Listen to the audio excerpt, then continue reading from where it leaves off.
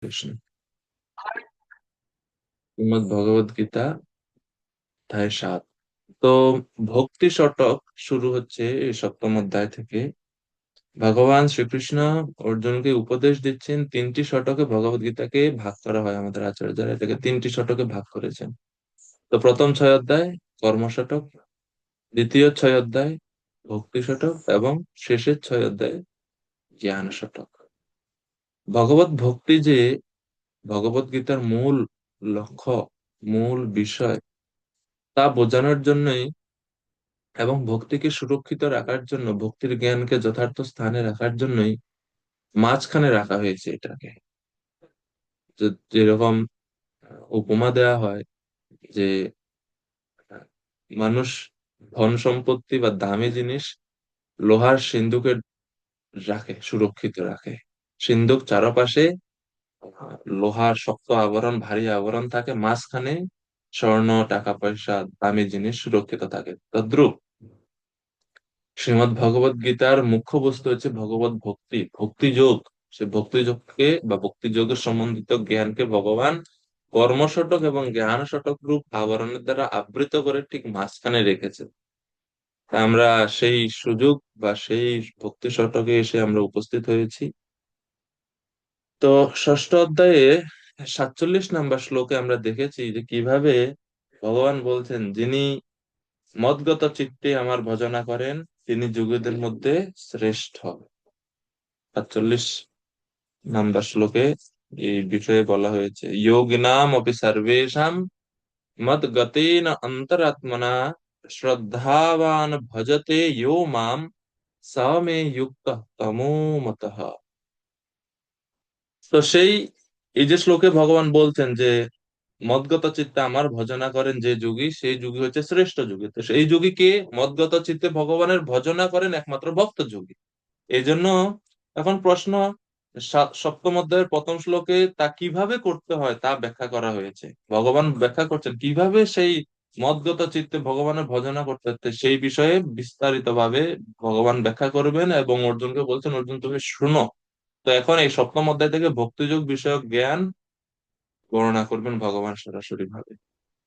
ভগবান ষষ্ঠ অধ্যায় 47 নম্বর শ্লোকে বলেছেন যে শ্রদ্ধার সাথে যারা শ্রীকৃষ্ণের প্রতি তাদের মনকে নিবদ্ধ করে, কৃষ্ণের প্রতি মনকে একাগ্র করে, তারাই হচ্ছে ভক্তযোগী। এখন মনকে একাগ্র করতে হলে প্রথমে দুইটা জিনিস দরকার, এক হচ্ছে বিশ্বাস, একটা হচ্ছে জ্ঞান। যদি আমি কোনো জিনিস সম্বন্ধে না জানি তাহলে তো সেই বিষয়ে সন্দেহ থাকবে। যেমন আপনাকে আমি দিলাম একটা টুথপেস্ট, যে প্রভু এটা দিয়ে দাঁত মাজবে। এখন আমি জানি না এই টুথপেস্ট কোম্পানি ভালো কি খারাপ, এটা এটা দিয়ে ব্রাশ করলে দাঁত পরিষ্কার হবে না দাঁত পড়ে যাবে, আমি জানি না, জ্ঞান নেই আমার যথার্থ। তো এখন আমি কি নিঃসন্দেহে এটা ব্যবহার করতে পারবো বা এটার প্রতি কি আমার বিশ্বাস আসবে? তো বিশ্বাসটা আসে কোথা থেকে? জ্ঞান থেকে। এবং যদি জ্ঞান থাকে কোনো বিষয়, কোনো ব্যক্তির সম্বন্ধে, তখনই আমরা ওই ব্যক্তির উপরে শ্রদ্ধা বা বিশ্বাস স্থাপন করতে পারি। এখন কৃষ্ণের প্রতি যে ভগবান বলছেন মদ গতিন অন্তরাত্মনা, তারা অন্তরে, মন কায় মনোবাক্যে তারা আমার ভজনা করে, আমার শরণাগত হয়। শরণাগত হতে হলে তোমার সম্বন্ধে জানতে হবে তত্ত্বগত ভাবে। এই জন্য ভগবান শ্রীকৃষ্ণ নিজের সম্বন্ধে মানে নিজে, ভগবান নিজে তার তত্ত্ব সম্বন্ধে অর্জুনের কাছে প্রকাশ করছেন যে আমি কি। তো আমরা এই অধ্যায়ে দেখবো যে কিভাবে ভগবান শ্রীকৃষ্ণের কৃষ্ণের জড়া শক্তি, চিন্ময় শক্তি এবং কৃষ্ণ তত্ত্ব সম্বন্ধে আমরা এই অধ্যায়ে জানবো। এবং এই জ্ঞান লাভের ফলে আমরা অতি সহজে বুঝতে পারবো যে কৃষ্ণই যে সকলের মূল নিয়ন্তা, সবকিছুর মূল উৎস, এবং কৃষ্ণই যে পরমেশ্বর ভগবান। এইভাবে আমরা এই সপ্তম অধ্যায়ের এই জ্ঞান আলোচনা হবে। তো সপ্তম অধ্যায়, অধ্যায়ের নাম বিজ্ঞান যোগ। বিজ্ঞান যোগ শব্দের এই অধ্যায়ের নাম, অর্থাৎ বিজ্ঞান ভিত্তিক ভাবে আমরা ভগবানের শক্তি সমূহ সম্বন্ধে এই অধ্যায়ে জ্ঞান লাভ করতে পারবো। পরম তত্ত্বের বিশেষ জ্ঞান এই সপ্তম অধ্যায়ে আলোচিত হয়েছে। এবং এই অধ্যায়ের মূল শিক্ষা হচ্ছে শরণাগতি ব্যতীত জীব মায়া থেকে বা ভগবানের যে বহিরঙ্গা শক্তি তার থেকে উদ্ধার লাভ করতে পারে না। এবং যারা বিভিন্ন দেবদেবীর আরাধনায় মগ্ন, দেবদেবীর আরাধনার কথাও এই অধ্যায়ে বিস্তারভাবে ভগবান বলেছেন কিভাবে দেবদেবীর আরাধনা করা উচিত। মানে দেবদেবীর আরাধনা করলে মানুষ যে ফল লাভ করে সেই ফলটা অস্থায়ী। এই তো দেবতাদের আরাধনা বা কেউ যদি দেবতাদের শরণাগত হয়, স্বতন্ত্র জ্ঞানে দেবতাদের পূজা করে, তাহলে তিনি মুক্তি লাভ করতে পারবেন না। একমাত্র কৃষ্ণ ভজনের দ্বারাতেই, কৃষ্ণ ভক্তির দ্বারাতেই জীব মঙ্গল লাভ করতে পারে। এটা হচ্ছে এই অধ্যায়ের মূল বিষয়। বিশ্বনাথ চক্রবর্তী ঠাকুর এই অধ্যায়ের শুরুতে তিনি বলছেন, সপ্তমী ভজনীয়স্য শ্রীকৃষ্ণ ঈশ্বরীয় মুচ্যতে না ভজন্তে ভজন্তে ইয়ে তে চাপ্যুক্ত চতুর্বিধা। এই সপ্তম অধ্যায়ে আরাধ্য দেব পরমেশ্বর ভগবান শ্রীকৃষ্ণের ঐশ্বর্য সমূহের আলোচনা করা হয়েছে। ঐশ্বর্য মানে ভগবানের শক্তি সমূহ, জড়া শক্তি, চিন্ময় শক্তি। আর কি আলোচনা হচ্ছে? আর আলোচনা হয়েছে চার প্রকারের মানুষ, যারা ভগবানের ভজনা করে আর যারা ভগবানের ভজনা করেন। এইভাবে তিনি এই অধ্যায়ের সংক্ষেপে তিনি এই তিনটা বিষয় উল্লেখ করেছেন। তাই না?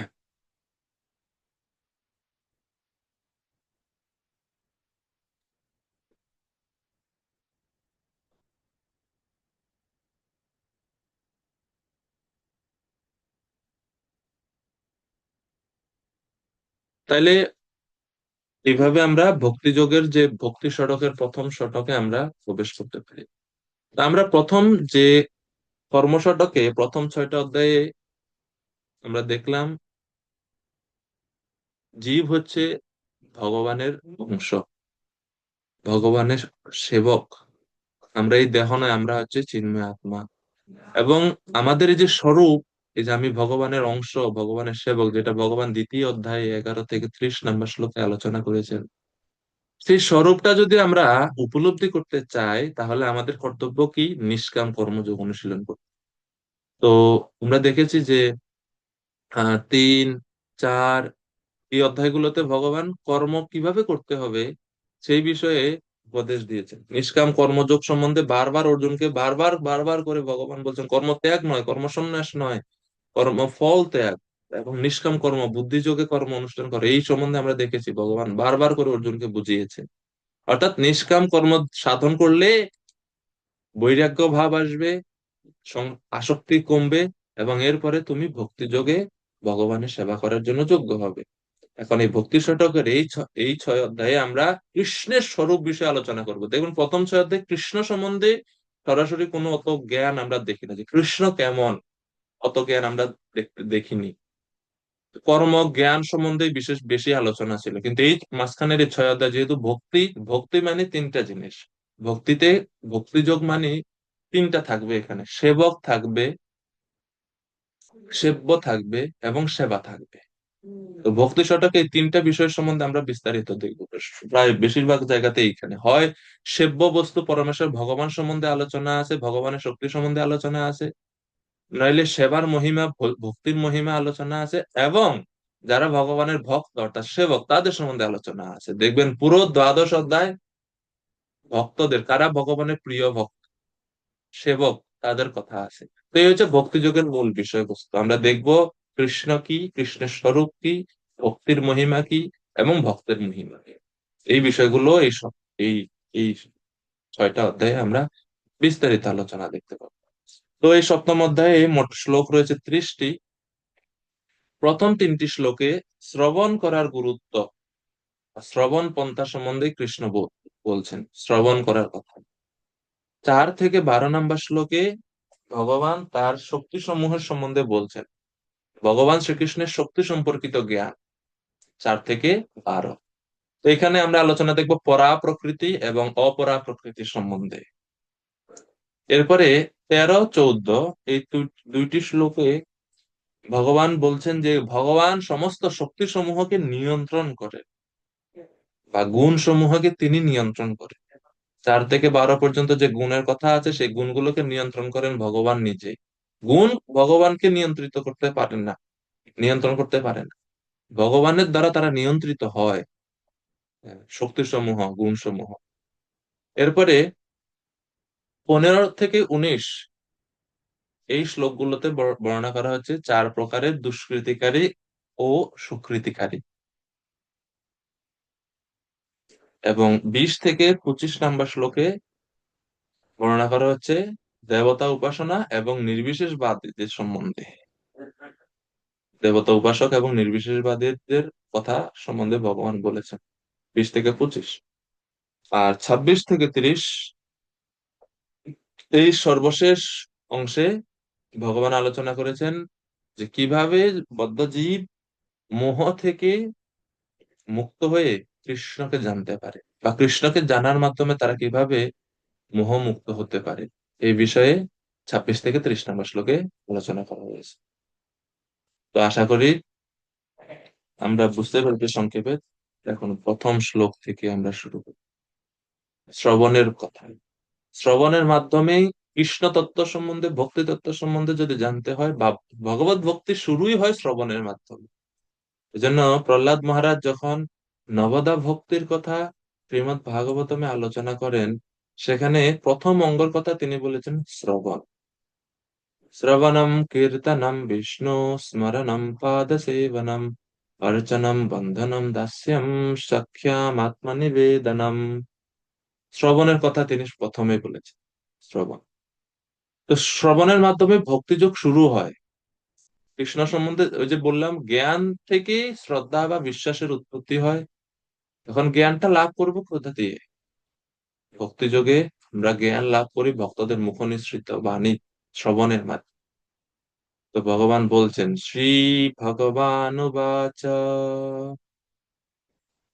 ময়া সক্ত মনঃ পার্থ যোগম युञ्जन् मदाश्रयः असंशयं समग्रं माम् यथा ज्ञास्यसि तत् शृणु। অচ্যুত অরিজিৎ প্রভু, অনুবাদ করুন কৃপা করে। অনুদণ্ডক প্রণাম। প্রভু। অনুবাদ। শ্রী ভগবান বললেন, হে পার্থ, আমাতে আসক্ত চিত্ত হয়ে আমাতে মনোনিবেশ করে যোগাভ্যাস করলে কিভাবে সমস্ত সংশয় থেকে মুক্ত হয়ে আমাকে জানতে পারবে তা শ্রবণ করো। হরে কৃষ্ণ প্রভু।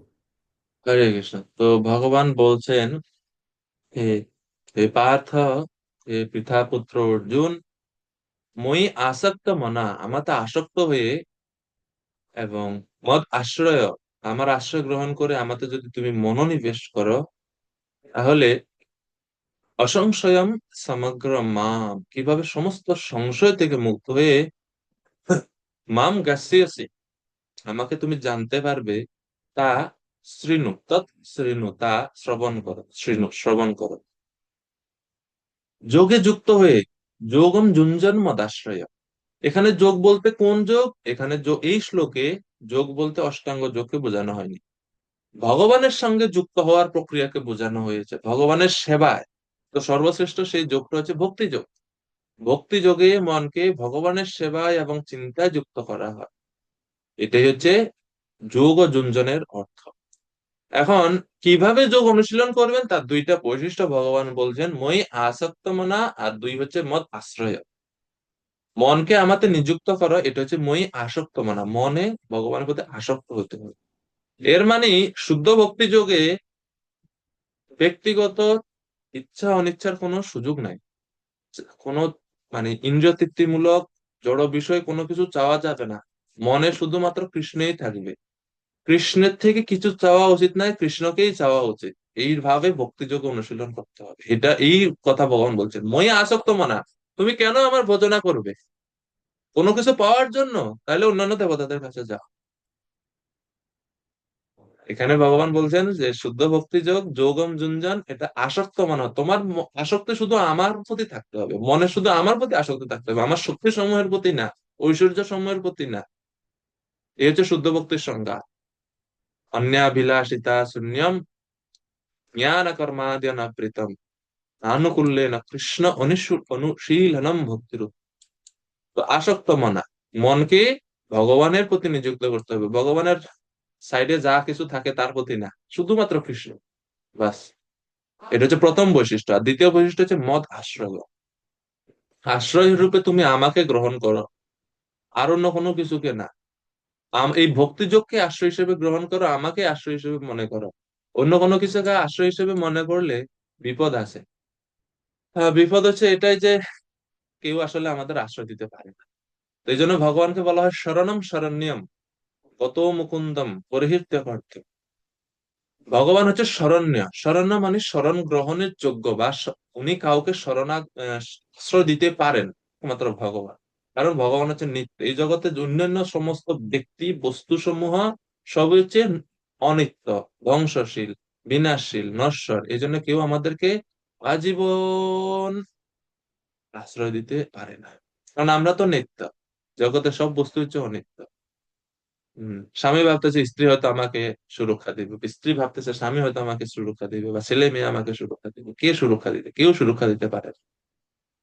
কেউ সুরক্ষা দিতে পারে না এই জগতে। একমাত্র সুরক্ষা প্রদাতা হচ্ছে পরমেশ্বর ভগবান শ্রী মুকুন্দ বা ভগবান শ্রীকৃষ্ণ, এছাড়া আর কেউ না। এই জন্য ভগবান বলছে তুমি আমাকে একমাত্র আশ্রয় রূপে মনে করো, মনে করে তুমি আমার ভজনা করো। এই যে এটি হচ্ছে মই আসক্ত মনা এবং মদ আশ্রয়। এর অর্থ ভগবান ছাড়া আর কেউ কেউ কাউকে রক্ষা করতে পারে না। প্রহ্লাদ মহারাজ সপ্তম স্কন্ধ ভাগবতম ওনার প্রার্থনাতে প্রহ্লাদ মহারাজ বলছেন যে আহ,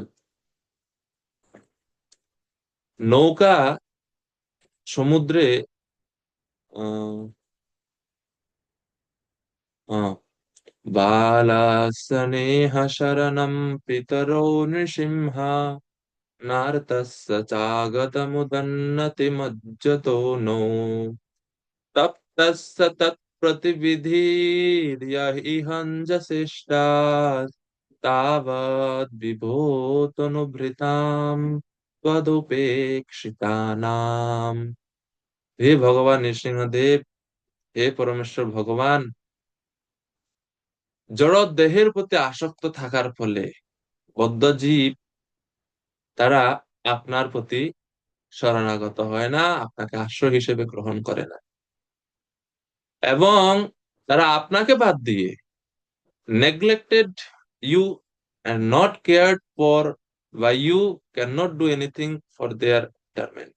তারা আপনাকে বাদ দিয়ে নিজেরা নিজেদের প্রচেষ্টা করে জগতে সুখে থাকার জন্য তারা আশ্রয়, আপনাকে ছাড়া অন্য সমস্ত বস্তুর প্রতি তারা আশ্রয় খোঁজে। Whatever remedies they accept, although perhaps temporarily beneficial, certainly impermanent. For example, a father and mother cannot protect their child. A physician and medicine cannot relieve a suffering patient. And a boat on the ocean cannot protect a drowning man. কিভাবে ভগবানের আশ্রয় ব্যতীত কেউ জীব এই জগতে রক্ষা পেতে পারে না তা বোঝানোর জন্য তিনি তিনটা উদাহরণ দিচ্ছেন প্রহ্লাদ মহারাজ এখানে। এক, পিতামাতা সন্তানকে কখনো রক্ষা করতে পারে না, যার মৃত্যু হবে হবে। কত কত বাচ্চা জাতক একদিন, দুই দিন, এক মাসে মারা যাচ্ছে, কেউ রক্ষা করতে পারে না। এই জন্য বলছেন বালস্য নেহ শরণম। যেহেতু তারা শরণ গ্রহণ করে না ভগবানের প্রতি, তো তাদের অবস্থা ঠিক এরকম, যেরকম একটা সন্তানকে মা বাবা চাইলেও মৃত্যুর হাত থেকে রক্ষা করতে পারে না। এরপরে দ্বিতীয় উদাহরণ, physician and medicine can not relieve a suffering patient.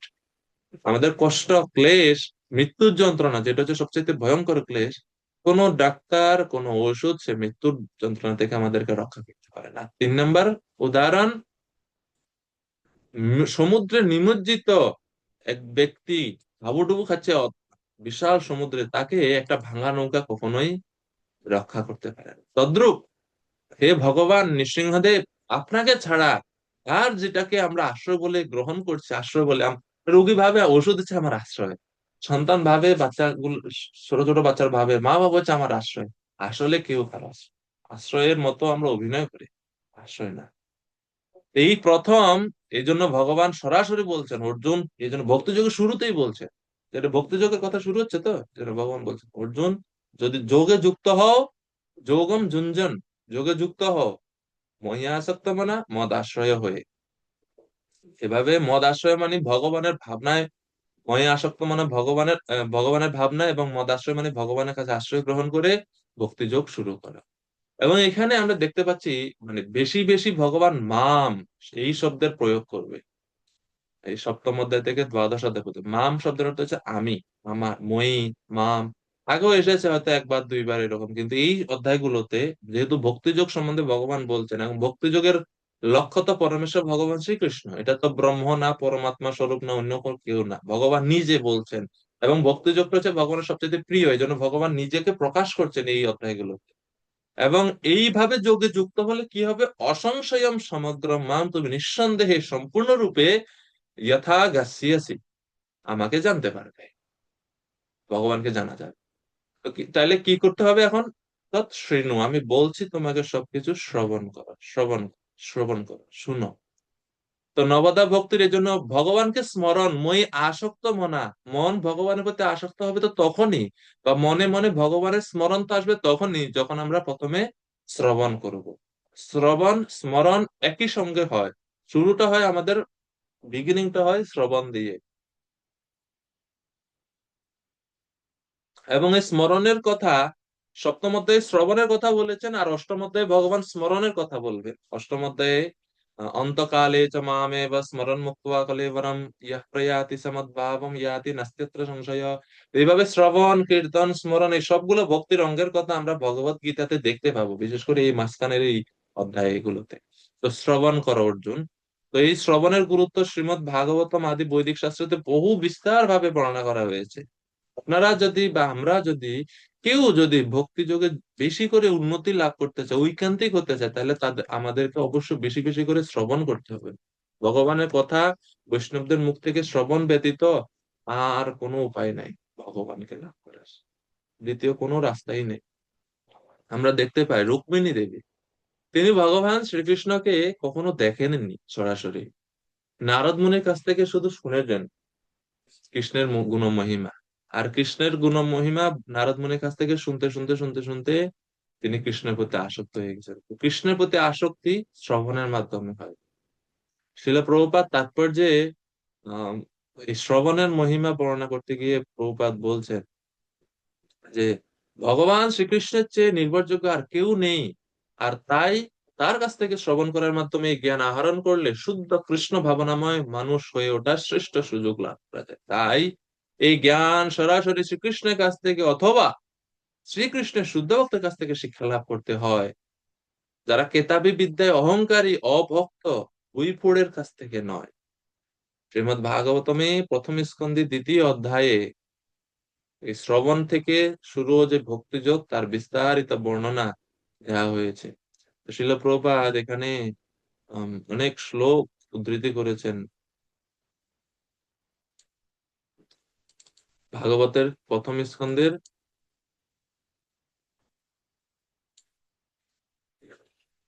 দ্বিতীয় অধ্যায়ে।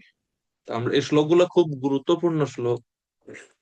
আপনারা যারা ভাগবতম পড়েন, এই এই সেকশনে যারা আপনারা পড়েছেন কিনা জানি না, এই যে দ্বিতীয় অধ্যায়ের যে শ্লোকের যে ধারাবাহিক যে বর্ণনা এখানে আমরা দেখতে পাচ্ছেন, এখানে ভক্তি যোগের বা এই যে শ্রদ্ধা, সাধু সঙ্গ, ভজন ক্রিয়া, অনর্থ নিবৃত্তি সবগুলো আহ স্তর এইখানে বর্ণনা করা হয়েছে। এক মিনিট আমি একটু দেখি। হ্যাঁ, তো শ্লোক তো আছে, আমরা একটু আলোচনা করবো যে কিভাবে ভক্তির 9টা লক্ষণ বা সরি ভক্তির যে 14টা যে ধাপ, শ্রদ্ধা থেকে শুরু করে প্রেম পর্যন্ত, তা এই শ্লোকগুলোর মধ্যে কিভাবে বর্ণনা করা আছে এই সম্বন্ধে আমরা একটু আলোচনা করি। তো শ্রীমদ্ ভাগবতমে প্রথম স্কন্ধে দ্বিতীয় অধ্যায়ে 16 থেকে 21 নম্বর শ্লোকে এই ভক্তির ক্রমোন্নতির কথা বলা হয়েছে ভাগবতমে। 1, 2, 16 থেকে 21 ভক্তির ক্রমোন্নতি। তো 16 নম্বর শ্লোক থেকে শুরু হয়েছে, কিন্তু প্রভুপাদ এখানে উদ্ধৃতি করেছেন শূন্যতম সকতাতা 17 থেকে।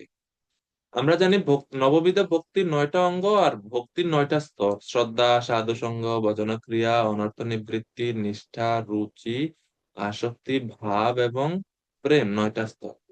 কিন্তু বিশ্বনাথ চক্রবর্তী ঠাকুর তিনি 14টা স্তরের কথা বলেছেন এখানে ওনার ব্যাখ্যাতে এই শ্লোকগুলোতে।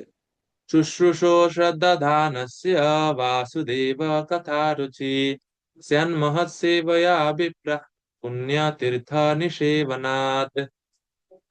এই শ্লোকে, এই 16 নম্বর শ্লোকে শতাম কৃপা মহৎ সেবা, এই দুইটি অঙ্গের কথা বলা হচ্ছে।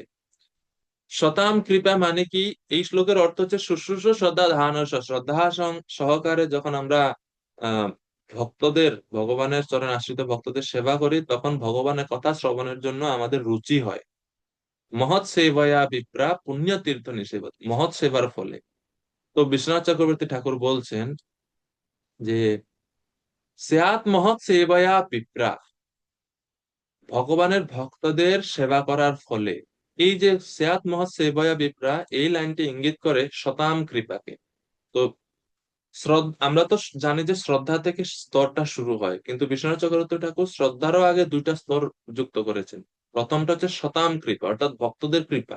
ভক্তের কৃপা হলে আমরা ভক্তকে সেবা করতে পারি, নচেত সম্ভব হয় না। তো এই জন্য প্রথমে তিনি বলছেন শতাম কৃপা লাগবে, শতাম মানে ভক্তের কৃপা দরকার। তো শতাম কৃপা। দ্বিতীয় অঙ্গ হচ্ছে মহৎ সেবা। মহৎ সেবা, মহতের সেবা করতে হবে। এর ফলে ধীরে ধীরে ধীরে ধীরে আমাদের হৃদয়ে শ্রদ্ধা জাগে, শ্রদ্ধা জমা হতে থাকে। Faith developed by serving devotees, ভগবানের ভক্তদের সেবা করতে করতে আমাদের হৃদয়ে শ্রদ্ধা জাগে। শুশ্রূষ শ্রদ্ধা ধান হচ্ছে, তখনই আমরা শ্রদ্ধা সহকারে আরো সেবা করতে পারি। তো অজ্ঞাত স্বীকৃতির ফলে আমাদের আসলে শ্রদ্ধাটা আরো গাঢ় হতে থাকে দিন দিন। এবং এর ফলে আমরা পুণ্য তীর্থ নিষেবনাথ, পুণ্য তীর্থ নিষেবনাথ মানে হচ্ছে serving those who are freed from all vice, অর্থাৎ সমস্ত কলুষতা থেকে মুক্ত হয়ে গেছেন যে সমস্ত ভক্তরা, তাদের সেবা করতে হবে। তো এই অঙ্গটি ইঙ্গিত করে চতুর্থ স্তর, যেটা হচ্ছে গুরু পদাশ্রয়। এখানে পুণ্য তীর্থ বলতে তীর্থ শব্দের অর্থ হচ্ছে গুরু শ্লোকে। তো এই চতুর্থ স্তর হচ্ছে গুরু পদাশ্রয়। এরপরে বাসুদেব কথা রুচি, তখন ভগবানের কথা, ভগবান বাসুদেবের কথা শ্রবণে আমাদের রুচি হয়। এরপরে 17 নম্বর শ্লোকে শৃণ্যতাম স কথা কৃষ্ণ পুণ্য শ্রবণ কীর্তন হৃদয়ন্তস্থ হি অভদ্রাণি বিধুনতি সুরিচ্ছতা। এই শ্লোকে ভজন ক্রিয়া এবং অনর্থ নিবৃত্তি, ভক্তির এই দুইটি অঙ্গের কথা বলা হয়েছে। 16 নম্বর শ্লোকে শ্রদ্ধা সাধু সঙ্গ ভজন ক্রিয়ার কথা আছে। 17 নম্বর শ্লোকে ভজন ক্রিয়া এবং অনর্থ নিবৃত্তি, এই দুইটি অঙ্গের কথা আমরা দেখতে পাই। ভজন ক্রিয়া মানে কি? এই যে শুশ্রূষতাম বা এই যে শ্রবণ করা, শৃণ্যতাম সকথা কৃষ্ণ, ভগবানের কথা শ্রবণ, এটাই তো ভজন, ভক্তির একটা অঙ্গ। এবং এর ফলে কি হয়? ভগবানের কথা যদি আমরা শ্রবণ করি, পুণ্য শ্রবণ কীর্তন, শ্রবণ কীর্তনের ফলে কি হয়? হৃদয় অন্তস্থ হি অভদ্রাণী, অভদ্রাণী মানে হচ্ছে অনর্থ, আমাদের হৃদয়ের মধ্যে যে অনর্থ গুলো আছে সেগুলো বিধুনতি, দূর হয়ে যায়, পরিষ্কার হয়ে যায় আমাদের হৃদয় অনর্থ থেকে। তো এটা হচ্ছে অনর্থ নিবৃত্তি স্তরকে নির্দেশ করছে। এরপরে 18 নম্বর শ্লোকে বলা হচ্ছে, 18 নম্বর শ্লোকে অনর্থ নিবৃত্তি এবং নিষ্ঠা দুইটি অঙ্গের কথা বলা হচ্ছে। নষ্ট প্রায়েষু অভদ্রেষু নিত্যম ভাগবত সেবয়া ভগবতী উত্তম শ্লোকে ভক্তির ভবতি নৈষ্ঠিকী। রেগুলারলি যদি আমরা ভাগবতদের সেবা করি, ভাগবত মানে ভক্ত ভাগবত, ব্যক্তি ভাগবত, তাদের যদি আমরা সেবা করি, তাহলে কি হয়? অনর্থ দূর হয়ে যায় এবং আমাদের ভক্তিতে আমরা নিষ্ঠা বা ভক্তিতে দৃঢ়তা লাভ করতে পারি। তো 18 নম্বর শ্লোকে এইভাবে অনর্থ নিবৃত্তি এবং নিষ্ঠা দুইটি অঙ্গের কথা বর্ণনা করছেন। এবং বিশ্বনাথ চক্রবর্তী ঠাকুর বর্ণনা করছেন যে ভগবত ভক্তির ফলে অনর্থ অপগম হয়, অনর্থ দূর হয় এবং আমাদের নিষ্ঠা বা স্টেডিনেস, ভক্তিতে দৃঢ়তা আসে, স্টেডিনেস আসে আমাদের ভক্তিতে। এবং এর পরবর্তীতে কি হয়? 19 নম্বর শ্লোক, যেটা হচ্ছে তদারজস্তম ভাবা, তাৎপর্য প্রভুপাদ উল্লেখ করেছেন, তদারজস্তম ভাবা কাম লোভাদয়শ্চ ইয়ে চেত এতৈরনাবিদ্ধম স্থিতম সত্ত্বে প্রসীদতি। এই তদারজস্তম ভাবা শ্লোকে রুচি এবং আসক্তি, এই দুইটি ভক্তির অঙ্গের কথা বর্ণনা করা হয়েছে, রুচি এবং আসক্তি। অর্থাৎ যখন ভগবানের কথা শ্রবণ কীর্তনে এভাবে অনর্থ নিবৃত্ত হয়ে যায়, নিষ্ঠা হয়, নিষ্ঠার পরে রুচি আসে, মানে টেস্ট আসে। The heart is no longer pierced by sense object, তখন আর মন, আমাদের ইন্দ্রিয় সমূহ, আমাদের চিত্ত ইন্দ্রিয় বিষয়ের প্রতি আর কোনো আকৃষ্ট হয় না। তখন তখন কৃষ্ণ কথা শ্রবণে রুচি, আসক্তির জন্য, তখন আর ক্ষুধা তৃষ্ণা রজগুণ তমগুণ জাত কোনো কিছু আমাদেরকে আর প্রভাবিত করতে পারে না। এটা হচ্ছে তদারজস্তম ভাবা কাম লোভা দয়শ্চ, এগুলো সব আস্তে আস্তে चेतयते अनाविद्यम स्थितम सत्य प्रसीदति। তো স্থিতম সত্যে প্রসিদ্ধতি এটা হচ্ছে আসক্তিকে ইঙ্গিত করে। The mind is unaffected due to being established in goodness. তো স্থিতম মানে হচ্ছে আসক্ত বা আসক্তি, ফার্ম অ্যাটাচমেন্ট যেটাকে ইংরেজি বলা হয়, আসক্তি আসে ভগবানের প্রতি। এবং এর ফলে যখন শুদ্ধ সত্য অধিষ্ঠিত হয়, ভগবানের প্রতি পূর্ণরূপে আসক্তি আসে, তখন সে সম্পূর্ণরূপে প্রসন্ন হয় ভক্ত। এবং প্রসন্ন মনসা, পরের 20 নম্বর শ্লোকে বলা হচ্ছে এবং প্রসন্ন মনসা ভগবদ ভক্তি যোগতা ভগবত তত্ত্ব বিজ্ঞানম মুক্ত সঙ্গস্য জায়তে। যখন এইভাবে এবং প্রসন্ন মনসা, মন প্রসন্ন হয়, প্রসন্নতা হয়, এটাকে বলা হয় আহ, রুচি। আসক্তি তো গেল, এরপরে হচ্ছে ভাব প্রেম না, কিন্তু আহ বিশ্বনাথ চক্রবর্তী ঠাকুর এই 20 নম্বর শ্লোকে 4টা অঙ্গের কথা তিনি আরো 2টা যুক্ত করেছেন। তো প্রথমে তো ভাব, এরপরে প্রেম। এবং প্রসন্ন মনসা এটা ইঙ্গিত করছে ভাব স্তরকে। ভগবত ভক্তি যোগতা এটা ইঙ্গিত করছে প্রেম ভক্তিকে। আর সর্বশেষ ভগবত তত্ত্ব বিজ্ঞান মুক্ত সঙ্গস্য জায়তে, এখানে আরো 2টা স্তর তিনি যুক্ত করেছেন। সেটা হচ্ছে 13 নম্বর অংশ হচ্ছে দর্শনম, আর 14 নম্বর হচ্ছে হরের মাধুরী অনুভব। অর্থাৎ প্রেমের পরে তার কিছু নাই আমরা মনে করি, কিন্তু বিশ্বনাথ চক্রবর্তী ঠাকুর বলছেন প্রেমী ভক্তরাই ভগবানকে সাক্ষাৎ দর্শন করতে পারে। তো এটা হচ্ছে 13 নম্বর স্তর, দর্শন, ভগবানকে আমরা লাভ দেখতে পাই। এটাই শ্লোকে বলা হচ্ছে বিজ্ঞানম, ভগবত তত্ত্ব বিজ্ঞানম। বিজ্ঞানম মানে হচ্ছে ভগবানকে দর্শন করা, সাক্ষাৎ উপলব্ধি, ভগবানকে লাভ করা, হ্যাঁ, অনুভব লাভ করা, ভগবানের অঙ্গ সৌরভ, ভগবানের রূপ, সাক্ষাৎ উপলব্ধি, এক্সপিরিয়েন্স, অনুভব, সেটা হচ্ছে দর্শনের ফলে হয়। আর 14 নম্বর স্তর হরের মাধুর্য অনুভব। ভগবানকে দর্শন করলে ভগবানের মাধুর্য, ভগবানের কথা শ্রবণ, ভগবানের স্পর্শ লাভ, এই যে ভগবান মাধুর্য, সেটা আমরা লাভ করতে পারি। এই হচ্ছে 14টা স্তর, কমপ্লিট স্তর। এবং এই সব কিছু শুরু হয় কোথা থেকে?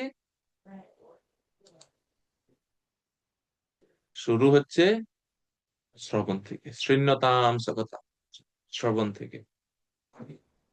এবং এভাবে ভক্তিযোগ অনুশীলনের ফলে বিদ্যাতে হৃদয় গ্রন্থি ছিদ্যন্তে সর্ব সংশয় শ্রিয়ন্তে চ কর্মাণি দৃষ্টৈব আত্মনিশ্বরে। যখন আমরা আত্মনিশ্বরে, আমাদের ঈশ্বর, আমাদের প্রভু পরমেশ্বর ভগবানকে যখন আমরা দর্শন করি, তখন ভিত্যাতে হৃদয় গ্রন্থি, the knot in the heart is pierced, আমাদের হৃদয়ে যে আসক্তি রূপী আহ, দৃঢ় গাঢ় বন্ধনী আছে, সেটা তখন ছিন্ন হয়ে যায়। ছিদ্যন্তে সর্ব সংশয়, আমাদের সমস্ত প্রকার সংশয় নষ্ট হয়ে যায়, কাট টু পিসেস।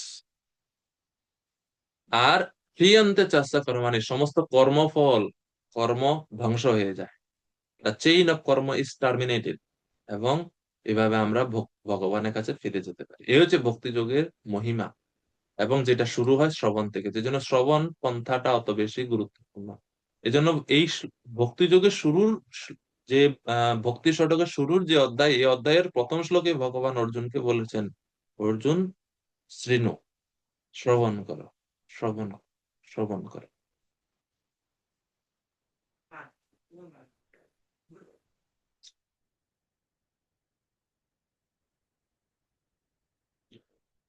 কেবল ভক্তির দ্বারাই ভগবানকে জানা যায়। শ্রীমদ্ ভাগবতমে 27 স্কন্ধে বলা হচ্ছে ভক্তাহম এইকয়া গ্রাহ্য। ভক্তি ব্যতীত জ্ঞান যোগ স্বতন্ত্রভাবে কাউকে মুক্তি দিতে পারে না। এজন্য ভগবান ভক্তি যোগের কথা বলছেন। চৈতন্য চরিতামিতে বর্ণনা রয়েছে মধ্যলীলায় 22 অধ্যায়ে, ভক্তি মুখ নিরীক্ষ কর্মযোগ জ্ঞান, এই সব সাধনে অতি তুচ্ছ বল, কৃষ্ণ ভক্তি বিনা তাহা দিতে না রে ফল। এই সব সাধনে তুচ্ছ বল, কৃষ্ণ ভক্তি বিনা তাহা দিতে না রে ফল। কৃষ্ণ ভক্তি ছাড়া কর্ম, যোগ, জ্ঞান ফল দিতে পারে না। কেবল জ্ঞান মুক্তি দিতে না রে ভক্তি বিনা, কৃষ্ণোন্মুখে সেই মুক্তি হয় জ্ঞান বিনা। কেবল জ্ঞান মুক্তি দিতে না রে, যারা শুধুমাত্র জ্ঞান যোগ অনুশীলন করে তারা মুক্তি লাভ করতে পারে না যদি তাদের ভক্তির অঙ্গগুলো কিছু মাত্রায় না থাকে সেখানে।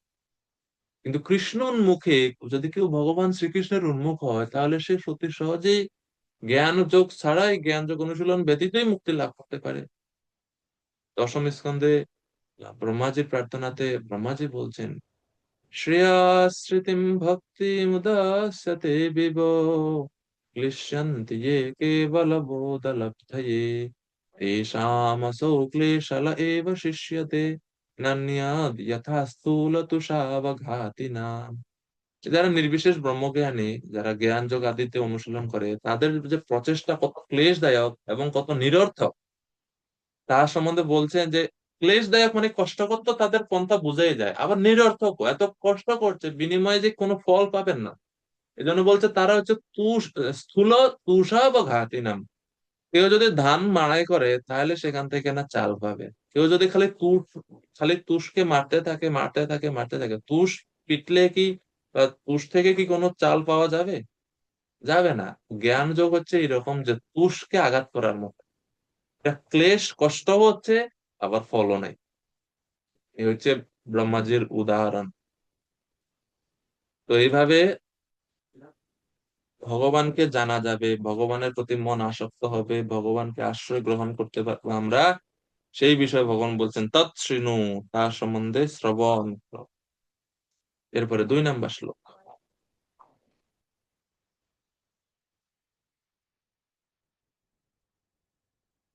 এখন জ্ঞান দিবেন ভগবান, কিন্তু জ্ঞান দেওয়ার আগে জ্ঞানটা কত গুরুত্বপূর্ণ সেই গুরুত্বটা বুঝাচ্ছে 2 নম্বর শ্লোকে। জ্ঞানম তেহাম সবিজ্ঞানম ইদম বক্ষ্যাম্যশেষতঃ यद्गत्वा नेह भूयन्यद् ज्ञातव्यम अवशिष्यते। সত্য সংকীর্তন প্রভু কৃপা করে অনুবাদ করবেন 2 নম্বর শ্লোকের। অনুবাদ: আমি এখন তোমাকে বিজ্ঞান সম্বন্ধিত এই জ্ঞানের কথা সম্পূর্ণরূপে বলবো, যা জানা হলে জানবার আর কিছু অবশিষ্ট থাকে না। হরে কৃষ্ণ। শ্রীধর স্বামীপাদ এই শ্লোকের ব্যাখ্যাতে বলছেন জ্ঞান ও বিজ্ঞান জ্ঞান ও বিজ্ঞান কথা ভগবান অর্জুনকে বলবেন। ভগবান বলবেন জ্ঞান কি এবং বিজ্ঞান কি। শ্রীধর স্বামীপাদের মতে শাস্ত্রীয় জ্ঞান হচ্ছে জ্ঞান, শাস্ত্রে যা কিছু আছে ভগবান সম্বন্ধে বর্ণনা তাকে বলা হচ্ছে জ্ঞান, এবং অনুভূতি হচ্ছে বিজ্ঞান। অনুভূতি যদি কেউ ভগবানকে সাক্ষাৎ অনুভব করতে পারে, ডাইরেক্ট রিয়েলাইজেশন যদি থাকে ভগবান সম্বন্ধে, ভগবানের, এটাকে বলা হচ্ছে বিজ্ঞান। এই হচ্ছে জ্ঞান ও বিজ্ঞান, এবং এই দুইটাই ভগবান অর্জুনকে বলবেন। জ্ঞান ও বিজ্ঞান, জ্ঞানম তেহম সবিজ্ঞানম ইদম বক্ষ্যামি অশেষতঃ।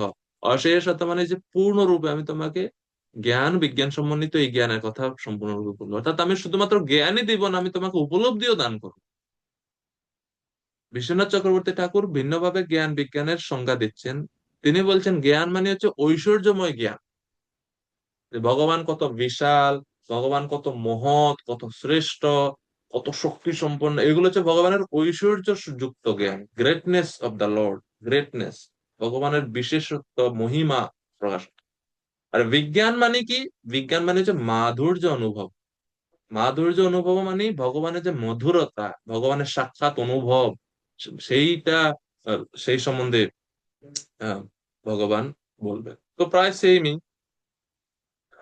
সেমই একটু পেলে পার্থক্য, একটা হচ্ছে ঐশ্বর্যময় জ্ঞান, হচ্ছে ঐশ্বর্যময়, আর বিজ্ঞান হচ্ছে মাধুর্য অনুভব। এই হচ্ছে দুজন আচার্যের ব্যাখ্যা জ্ঞান এবং বিজ্ঞান সম্বন্ধে। এবং ভগবান শ্রীকৃষ্ণ যখন চতুশ্লোকী ভাগবত কথা ব্রহ্মাজিকে ভগবান বলেন, 2য় স্কন্ধে 9ম অধ্যায়ে 30 নম্বর শ্লোকে মনে হয়, জ্ঞানম পরমগুহ্যম মে यद् विज्ञान समन्वितम सरहस्यम तदंगम च गृहाणागतितम मया। সেখানে ভগবান ব্রহ্মাকে বলছেন, হে ব্রহ্মণ, ভগবত স্বরূপ উপলব্ধি ও রহস্য প্রেম ও ভক্তির সহিত অত্যন্ত গোপনীয় জ্ঞান এবং সেই প্রেম ভক্তির অঙ্গ সাধন ভক্তি আমি আপনাকে বলছি, তা গ্রহণ করো। তো এইভাবে ভগবান অর্জুনকে বলছেন যে তুমি আমার প্রপন্ন, আমার শরণাগত দেখে আমি অশেষ রূপে, পূর্ণ রূপে তোমাকে আমি উপদেশ করছি। সর্বকারণময় আমার যে স্বরূপ, যা সমস্ত দেবতারা, সমস্ত মুনি ঋষিরা বিভিন্ন কর্মযোগ ও জ্ঞান ও পন্থায় অবলম্বন করে খুঁজে অনুসন্ধান করেও খুঁজে পায় না, সেই স্বরূপ, আমার ব্যক্তিগত স্বরূপ আমি তোমাকে, তোমার কাছে প্রকাশ করি। কেননা ভক্তির দ্বারাই ভগবানকে জানা যায়। শ্রীকৃষ্ণ জ্ঞানের অন্তর্ভুক্ত, ব্রহ্ম ও পরমাত্মা জ্ঞান ভগবানের মধ্যে অন্তর্ভুক্ত থাকে। হ্যাঁ? ভক্তি ভগবানের অনুভব পূর্ণরূপে হয়, সেই জন্য ভগবান অর্জুনকে বলছে। তো গুরুদেব যেরকম স্নিগ্ধ স্বভাব, প্রীতিশীল শিষ্যের কাছে নিগূঢ় রহস্য প্রকাশ করেন, সেই রূপ কৃষ্ণও তার প্রিয় সখা অর্জুনকে সমস্ত তত্ত্বজ্ঞান উপদেশ করছেন। আমরা দেখি শ্রীমদ্ ভাগবতমে প্রথম স্কন্ধে প্রথম অধ্যায়ে সৌনকাদি ঋষিরা সুত গোস্বামীর প্রশংসা করে বলছেন, হে সুত গোস্বামী, আমরা আপনার কাছ থেকে ভগবত কথা জানতে চাই, কেননা আপনি আপনার গুরুদের কাছ থেকে সেটা ভালোভাবে শিখেছেন এবং আপনার গুরুরা আপনার কাছে সেটা পূর্ণরূপে প্রকাশ করছেন, সেই গূঢ় রহস্য। কেন? কারণ আপনার কিছু বিশেষ যোগ্যতা ছিল। তো যদি, যখন আমরা কোনো সময়, এটা আমাদের কথা বলছে, আমাদের কথা, যদি আমরা কখনো জ্ঞান লাভ করতে চাই, বিশেষ করে আধ্যাত্মিক জ্ঞান, জড়জাগতিক ক্ষেত্রেও সেম সেম প্রিন্সিপাল, আধ্যাত্মিক জ্ঞান আলোচনা যখন আমরা যদি জানতে চাই কারো কাছে, আমাদের মনোভাবটা থাকতে হবে ঠিক সুত গোস্বামীর মতো, যেটা 1:1:8 শ্রীমদ্ ভাগবতমে বর্ণনা করা হয়েছে।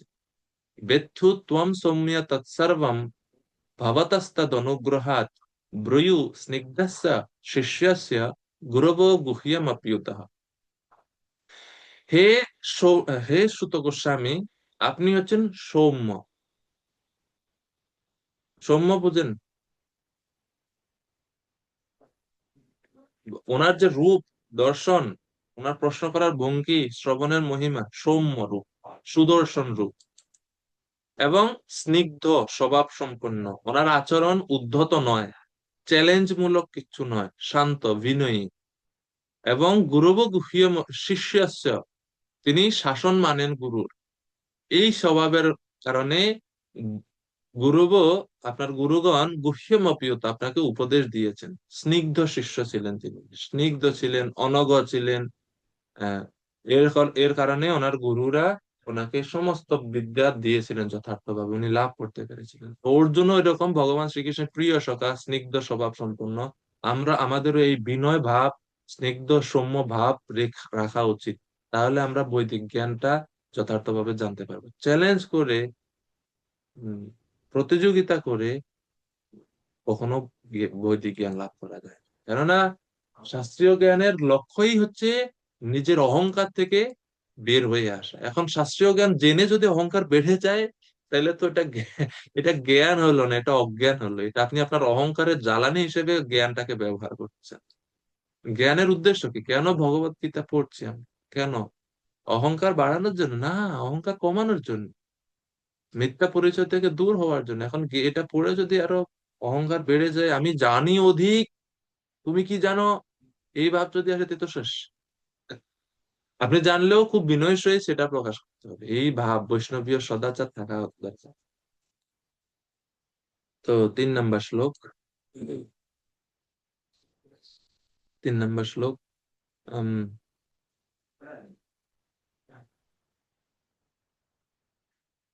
কিন্তু ভগবান বলছেন, তুমি যদি আমার প্রতি ভক্তি করার না হয়, তাহলে এই জ্ঞান তুমি সহজে লাভ করতে পারবে। আমার এই জ্ঞান লাভ করা দুর্লভ, এবং সকলে এই ভক্তি, এই জ্ঞান সকলে লাভ করতে পারেও না অর্জুন। আমি যে জ্ঞান এবং বিজ্ঞানের কথা আমি তোমাকে বলবো, এমন মনে করো না যে এটা খুব সহজ, বা এই জ্ঞান বিজ্ঞান জানা থাকলে আর কোনো কিছু জানার বাকি থাকবে না। এখন প্রশ্ন হচ্ছে, তাহলে মানুষ কেন এই তত্ত্ব জানতে চায় না? কারণ এটা অত্যন্ত দুর্লভ, এটা সবাই জানার উপযুক্ত না, বা অধিকার নাই তাদের। তো দুর্লভ, কতটুক দুর্লভ তা 3 নম্বর শ্লোকে বলছেন। মনুষ্যানাম সহস্রেষু কশ্চিৎ ইয়ততি সিদ্ধয়ে ইয়ততামপি সিদ্ধানাম কশ্চিন মাম বেত্তি তত্ত্বতঃ। তপময় কৃষ্ণ চৈতন্য প্রভু অনুবাদ করুন শ্লোক নম্বর 3-এর।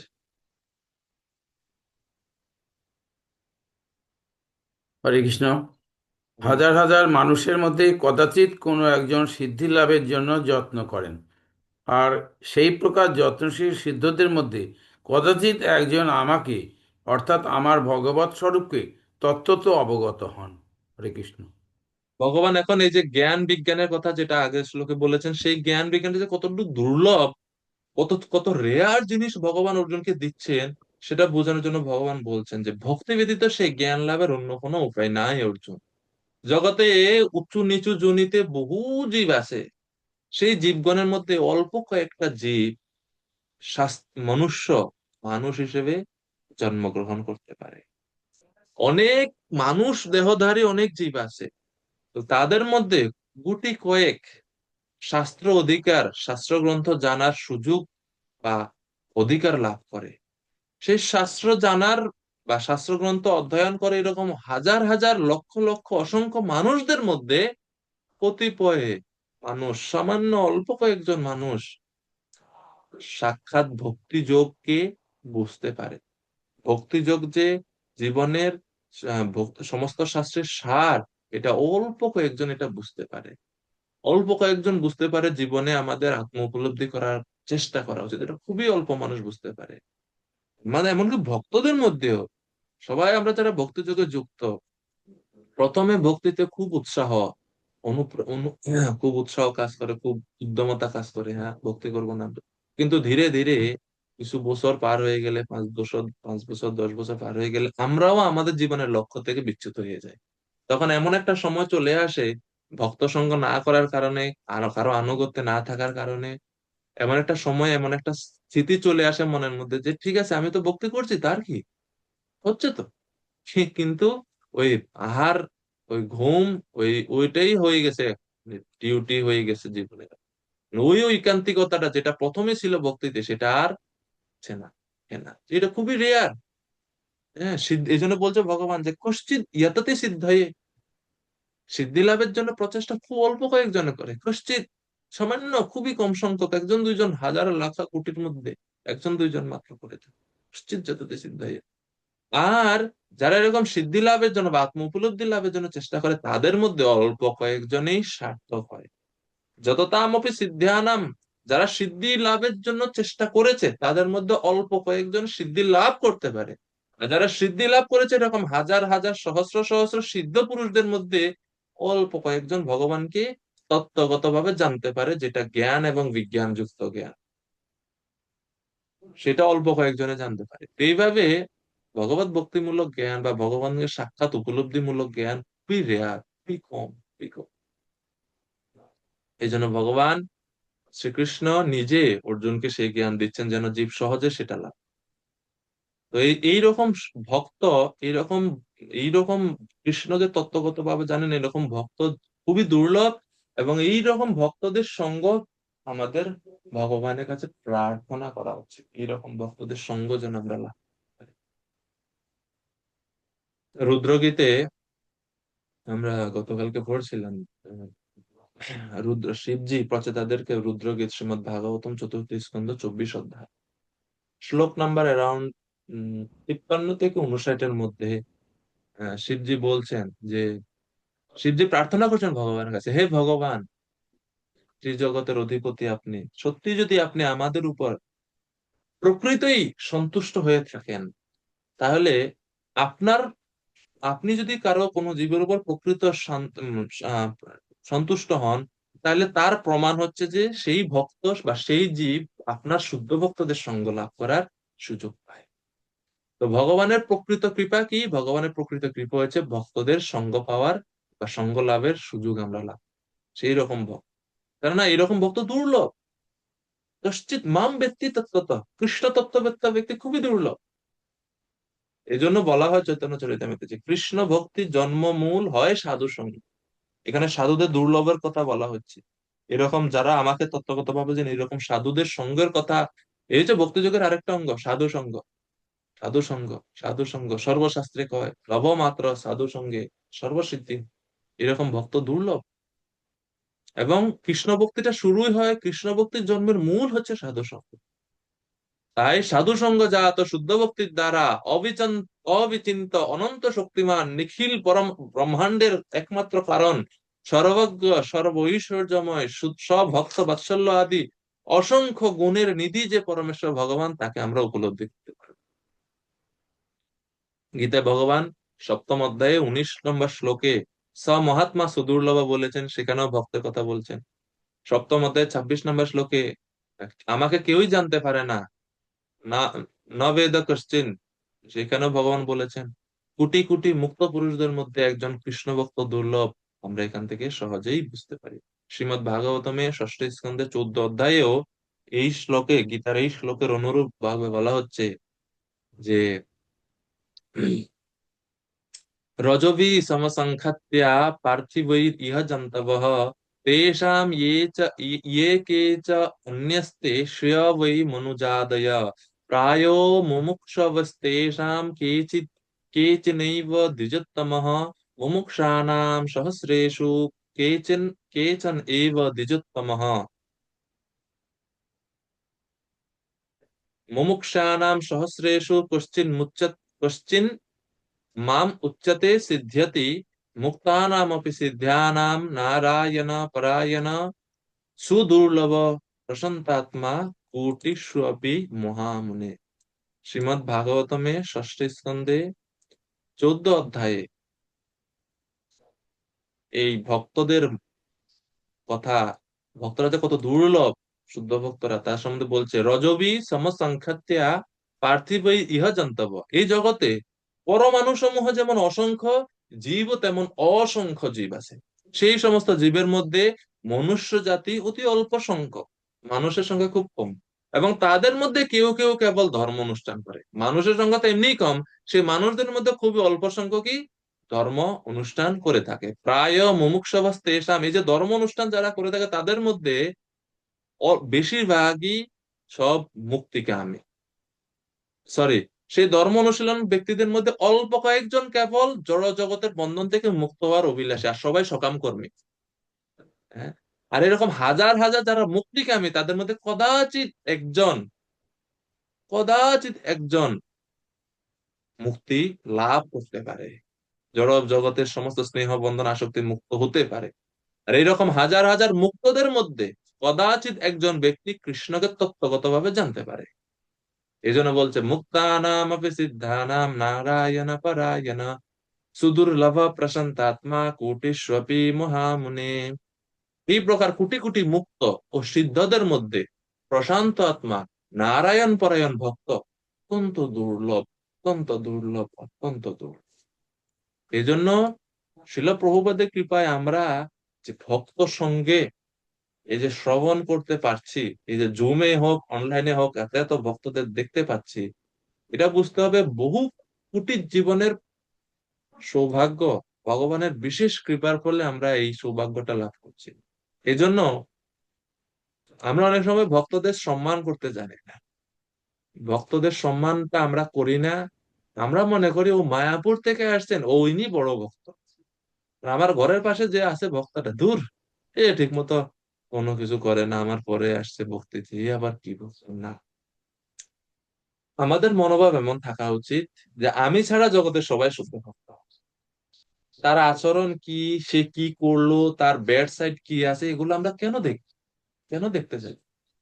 আমরা কেন আমাদের সুযোগটা হারাচ্ছি? আমরা ভক্তদের সম্মান করলেই ভগবান সন্তুষ্ট হয়ে যাচ্ছে আমাদের প্রতি। আমরা তো ভগবানকে অতি সহজে সন্তুষ্ট করতে পারতেছি ভক্তদের সম্মান করে। আমরা কেন তাদের দোষ গুণ বিচার করতে যাই? বিচার করার দায়িত্ব কি আদৌ ভগবান আমাদের দিচ্ছেন কি? এটা আমাদের দায়িত্ব। এই হচ্ছে আমাদের দুর্ভাগ্য যে আমরা আমাদের আশেপাশে যে মণিমুক্তারা আছে তাদের আমরা সম্মান করতে চাই না। আমরা মনে করি ও উনি দূর থেকে আসছেন, এটা এই তো কলিযুগের লক্ষণ। হ্যাঁ, গড়ের লগে গঙ্গা, গঙ্গার সম্মান নাই, ও দূর থেকে কেউ যমুনা থেকে একটু জল নিয়ে আসছে, সেটাকে সম্মান জানাচ্ছে। তো দূর থেকে আগত জলকে মানুষ তীর্থের জল বলে মনে করে সম্মান করে, ঘরের সঙ্গে যে গঙ্গা যাচ্ছে এটার প্রতি কোনো শ্রদ্ধা নাই।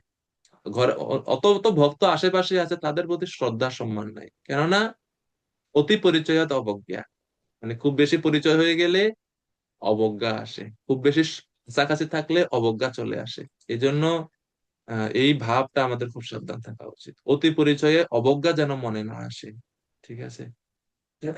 কেননা সুদুর্লভ, অত্যন্ত দুর্লভ। হরিভক্তি শুদ্ধোদয় গ্রন্থে বলা হচ্ছে, অক্ষ্ণো ফলম তাদৃশ দর্শনম হি। আমাদের চোখের সার্থকতা হচ্ছে ভগবানের ভক্তদের দর্শন করা। ভগবানকে দর্শন করার কথা বলছে না এই শ্লোকে, ভগবানের ভক্তদের দর্শন করা হচ্ছে চোখের সার্থকতা, চক্ষু ইন্দ্রিয়ের সার্থকতা। তন্নো ফলম তৎ গাত্র অঙ্গ সঙ্গম। আমাদের স্পর্শ ইন্দ্রিয়ের সার্থকতা ভগবানের ভক্তদের চরণ স্পর্শ করা, ভগবানের ভক্তদের দ্বারা ভগবানের ভক্তদের শরীর স্পর্শ করা হচ্ছে আমাদের স্পর্শ ইন্দ্রিয়ের সার্থকতা। শরীর সার্থক হয় ভক্তদের চরণ স্পর্শ করলে, চরণ ধুলি মস্তকে স্পর্শ করলে শরীর সার্থক হয়, চর্ম স্পর্শ ইন্দ্রিয় সার্থক হয়। জিহ্বা ফলম তাদৃশ কীর্তনম হি। আমাদের জিহ্বা ইন্দ্রিয়ের সার্থকতা হচ্ছে বৈষ্ণবদের গুণ মহিমা বর্ণনা। কেন এত? সুদুর্লভা ভাগবতা হি লোকে। কারণ এই জগতে ভাগবত যারা, শুদ্ধ ভক্তরা যারা, তারা অত্যন্ত সুদুর্লভ। খালি দুর্লভ না, সুদুর্লভ, সুদুর্লভ। চৈতন্য চরিতামৃতে মধ্যলীলাতেও দেখেন ভগবত গীতার সঙ্গে কিভাবে সবকিছু কানেক্টেড।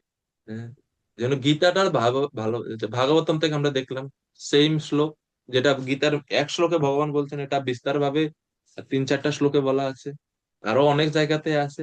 চৈতন্য চরিতামৃতে স্বয়ং শ্রী চৈতন্য মহাপ্রভু রূপ শিক্ষাতে বলছেন, এই মত ব্রহ্মাণ্ড ভরি অনন্ত জীবগণ 84 লক্ষ জনিতে করয়ে ভ্রমণ।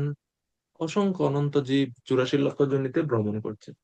কেশাগ্র শতক ভাগ পুনঃ শতাংশ করি, তার সম সূক্ষ্ম জীবের স্বরূপ বিচারি। এই জীবের স্বরূপটা কি? কেশের অগ্রভাগে 10,000 ভাগের 1 ভাগের সমান। তার মধ্যে স্থাবর জঙ্গম 2 ভেদ, জঙ্গমে তির্যক জল স্থলচর বিভেদ।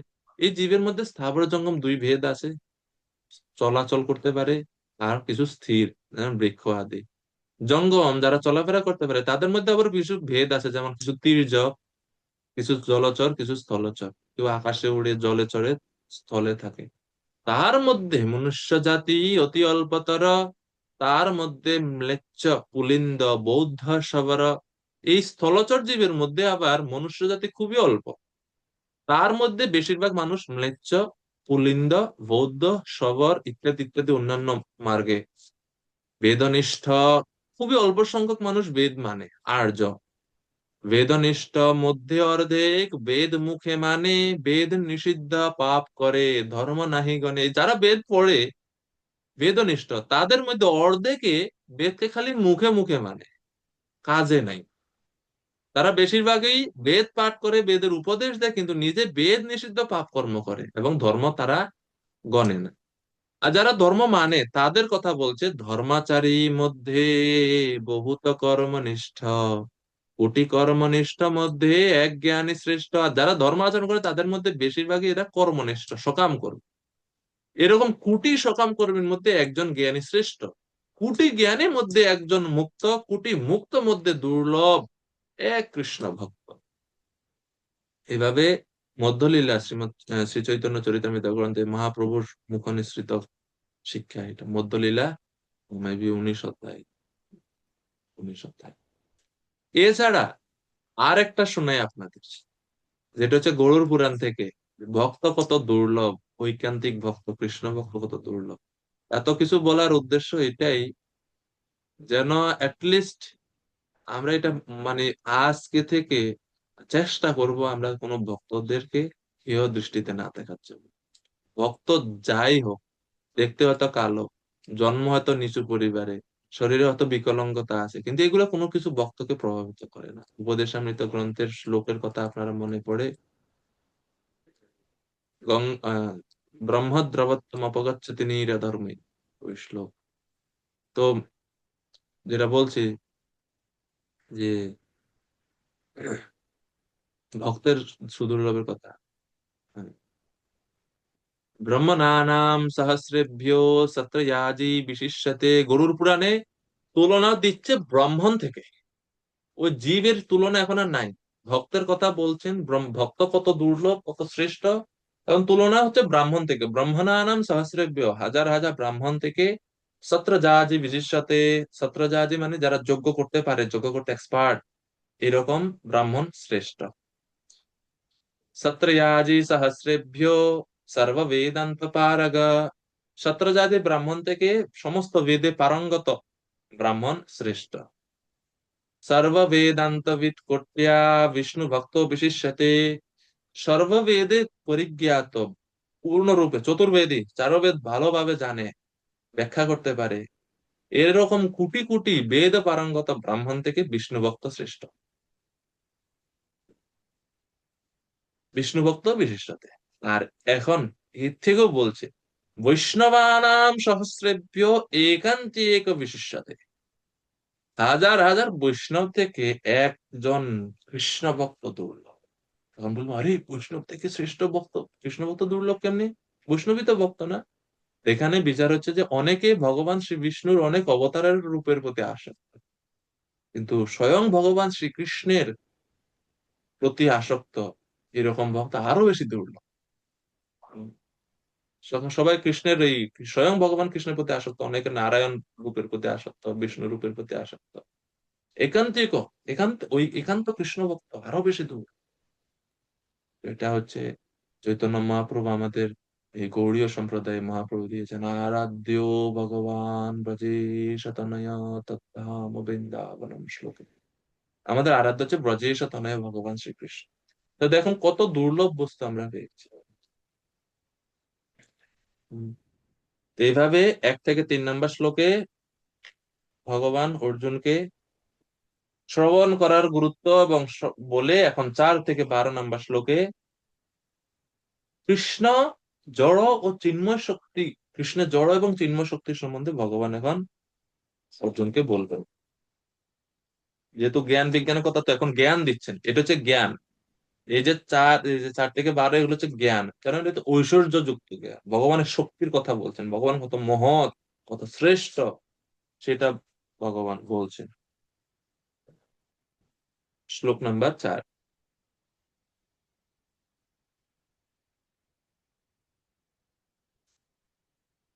তো বহিরঙ্গা শক্তির কথা দিয়ে ভগবান শুরু করছেন, মানে নিকৃষ্ট প্রকৃতি। ভূমিরাপনলো বায়ু খম মনো বুদ্ধিরেব চ অহংকার ইতি ইয়ম্মে ভিন্না প্রকৃতিরষ্টধা। ভূমি, জল, বায়ু, অগ্নি, আকাশ, মন, বুদ্ধি ও অহংকার, এই 8 প্রকারে আমার ভিন্ন জড়া প্রকৃতি, আমার জড়া প্রকৃতি আহ বিভক্ত 8 প্রকারে। 5টি স্থূল উপাদান আছে, 3টা সূক্ষ্ম উপাদান আছে। ভূমি, জল, বায়ু, অগ্নি, আকাশ স্থূল, আর 3টা হচ্ছে সূক্ষ্ম, মন, বুদ্ধি, অহংকার। 8টা যে যে জড়া শক্তি, সেটা ভগবান থেকে ভিন্ন প্রকৃতির অষ্টদা, ভিন্ন, ভগবান থেকে এটা ভিন্ন, বহিরঙ্গাত, ভিন্ন। মানে ভগবানের অন্তরঙ্গ না, এটা বহিরঙ্গা শক্তি, অপরা শক্তি, অপরা প্রকৃতি ভগবানের। যেরকম প্রভুপাদ বলছেন যে আমি এখন প্রবচন দিচ্ছি, এই প্রবচনের মাধ্যমে যে শব্দ উচ্চারণ হচ্ছে তা তোমরা সংরক্ষণ করছো, রেকর্ডিং করে রাখছো যন্ত্রতে, এবং পরবর্তীতে সেটা তোমরা শ্রবণ করবে। তোমরা যে এই রেকর্ডিংটা শ্রবণ করলে তা আমারই রেকর্ডিং, এবং সেটা আমারই শব্দ, কিন্তু সেটা আমি না। তো তদ্রূপ এইরকম ভাবে ওই বহিরঙ্গা শক্তির সঙ্গে ভগবান যুক্ত। রেকর্ডিং থেকে যদি আমরা কোনো কিছু শুনি, সেটা শিল প্রভুপাদের কথাই হবে, শিল প্রভুপাদই বলছেন, কিন্তু সরাসরি ভাবে তিনি বলছেন না। এইরকম একটা সম্পর্ক। বা আরেকটা উদাহরণ, দ্বিতীয় আমরা উদাহরণ দেখতে পাই যে গাভী এবং দুধ, আমরা দুধ পাই গাভীর কাছ থেকে। এখন এই যে দুধ, এটা হচ্ছে গাভীর শক্তির রূপান্তর, কিন্তু এই দুধটা কিন্তু গাভী না, যদিও গাভী থেকে দুধ আসছে। এইটা হচ্ছে ভগবানের শক্তি। ভগবানের শক্তি এবং ভগবানের মধ্যে কোনো পার্থক্য নেই। আবার ভগবান সরাসরি ভাবে যখন শক্তির দ্বারা কোনো কিছু ভগবান করেন, তখন ভগবান এর দ্বারা প্রভাবিত হন না। আরো একটা উদাহরণ আমরা 3 নম্বর উদাহরণ আমরা দেখতে পারি সূর্যের সূর্য দ্বারা। সূর্য এবং সূর্যালোক, তো সূর্য তার নিজের জায়গায় আছে, আর সূর্য থেকে আমরা কি পাই? তাপ এবং আলো এই জগতে আসে। এখন তাপ এবং আলো কি সূর্য থেকে ভিন্ন কিছু? না। সূর্য থেকে আসতেছে তাপ এবং আলো। আবার এখন আমি যদি বলি তাপ ধরতে বা আলো, আলো আমি দেখতে পাচ্ছি বা তাপ আমি ধরতে পারছি, এর মানে কি আমি সূর্যকে ধরতে পারছি? না, কারণ সূর্য বহু দূরে আছে। তো এইরকম ভাবে ভগবান এই বহিরঙ্গা শক্তির সঙ্গে যুক্ত। তো শিল প্রভুপাদ তাৎপর্য খুব গুরুত্বপূর্ণ সাত্যত তন্ত্র থেকে বলছেন, তিনজন বিষ্ণু আছে। বিষ্ণুস্তু ত্রিনি রূপানি। আমরা বলি না তিন বিষ্ণু, তিন বিষ্ণু, এটা কোথায়? এখানে সাত্যত তন্ত্রে বর্ণনা করা হচ্ছে। একজন মহাবিষ্ণু, প্রথম মহাবিষ্ণু মহত্তত্ত্ব নামে সম্পূর্ণ ভৌতিক শক্তি সৃজন করেন। দ্বিতীয় গর্ভদক্ষায় বিষ্ণু সমস্ত ব্রহ্মাণ্ডে নানাবিধ সৃষ্টি করবার জন্য তার মধ্যে প্রবেশ করেন, এবং তৃতীয় ক্ষীরোদক্ষায় বিষ্ণু পরমাত্মা রূপে সমস্ত বিশ্ব ব্রহ্মাণ্ডে পরিব্যাপ্ত হন, এমনকি প্রত্যেকটা পরমাণুর মধ্যে তিনি বিরাজ করেন। এই হচ্ছে তিন বিষ্ণু তত্ত্ব। যিনি এটা সম্বন্ধে জানেন, এই তিন বিষ্ণু তত্ত্ব সম্বন্ধে জানেন, তিনি জড় জগতের বন্ধন থেকে মুক্তি লাভ করার যোগ্য। এই যে বহিরঙ্গা শক্তির যে আটটা উপাদান, এর দ্বারা ভগবান এই জড় ব্রহ্মাণ্ডকে সৃষ্টি করেন। তো এই জন্য সৃষ্টির কথা ধীরে ধীরে আসছে।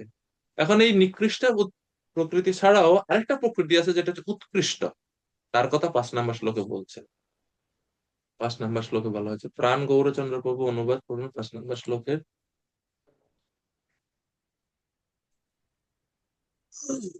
কৃষ্ণ দণ্ডবত প্রণাম প্রতি চরণে।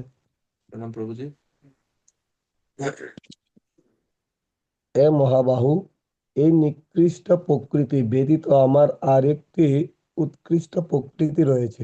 সেই প্রকৃতি চৈতন্য স্বরূপাও জীবভূতা।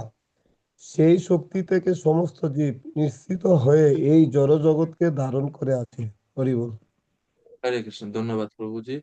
তো 5 নম্বর শ্লোকে এখন ভগবান বলছেন যে পূর্বের শ্লোকে আমি অপরা প্রকৃতির কথা বলেছি, এই শ্লোকেই আমি পরা প্রকৃতির কথা তোমাকে বলছি।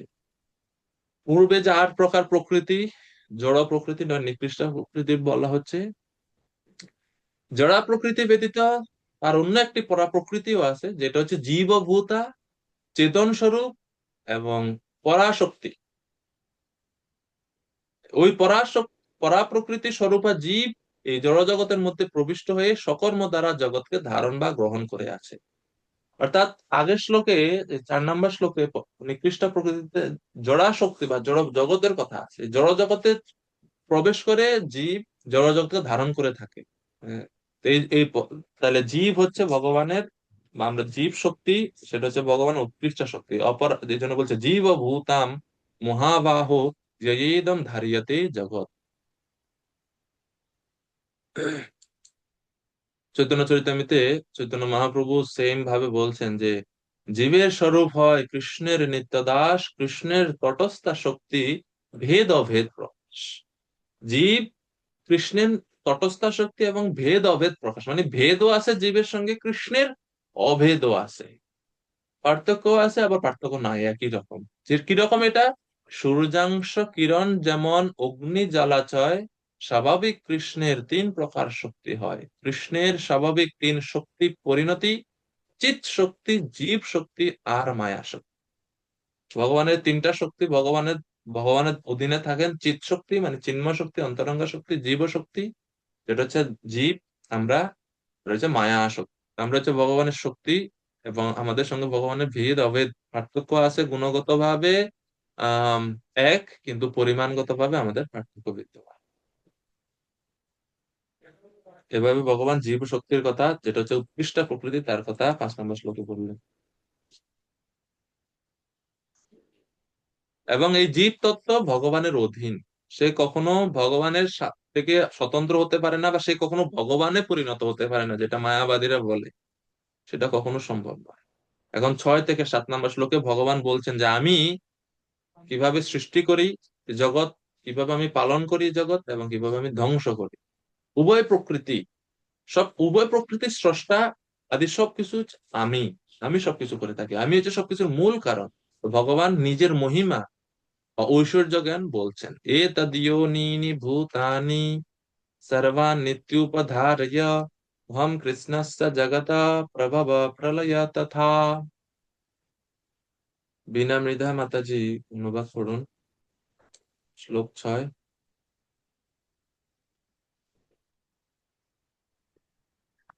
হরে কৃষ্ণ প্রভু, আপনার শ্রী চরণ কমলে দণ্ডবত প্রণাম প্রভু। প্রণাম আর করা লাগবে না, অনুবাদ করলো।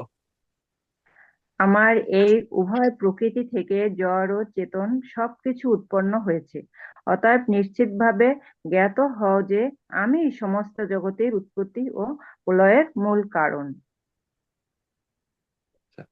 তো এখন এই শ্লোকে ভগবান বলছেন যে অর্জুন, এই তো যোনিনি, আমার উভয় প্রকৃতি, এই যে উৎকৃষ্ট নিকৃষ্ট সবকিছু আমার থেকে উৎপন্ন হয়েছে। ভূতানি, জড় জগতে এবং চেতন জগতে যা কিছু সব, এবং অহম কৃষ্ণস্য জগত, আমি সমস্ত জগতের উৎপত্তি ও প্রলয়ের মূল কারণ। এটা হচ্ছে আমার স্বরূপ, আমার শক্তির থেকে সবকিছু হয়। তো এই জন্য প্রভুপাদ তাৎপর্য, পুরো তাৎপর্য প্রভুপাদ বলছেন কিভাবে সবকিছু ভগবান থেকে আসছে, ভগবানের শক্তির বিকার বা ভগবানের শক্তির দ্বারা এই জড় জগৎ প্রকাশিত হয়েছে। এই জন্য এই জগৎ হচ্ছে ভগবানের শক্তি থেকে আসছে, আর শক্তি ভগবানের অধীনে, এই জন্য জগতের সবকিছু যে ভগবানের অধীন। হ্যাঁ, প্রভুপাদ বলছেন যে চিন্ময় শক্তি থেকে জড় জগতের সৃষ্টি হয়েছে।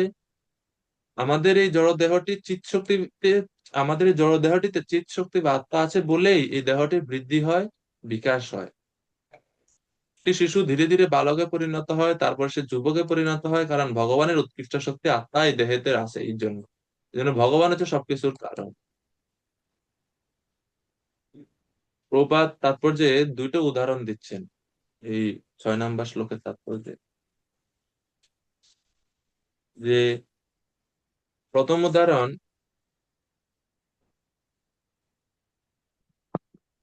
শিশুর শিশুর উদাহরণ দিচ্ছেন। শিশু যে ধীরে ধীরে ধীরে ধীরে যুবকে পরিণত হয়, এইভাবে ভগবানের শক্তি রয়েছে বলে এই পরিবর্তন হয় সে।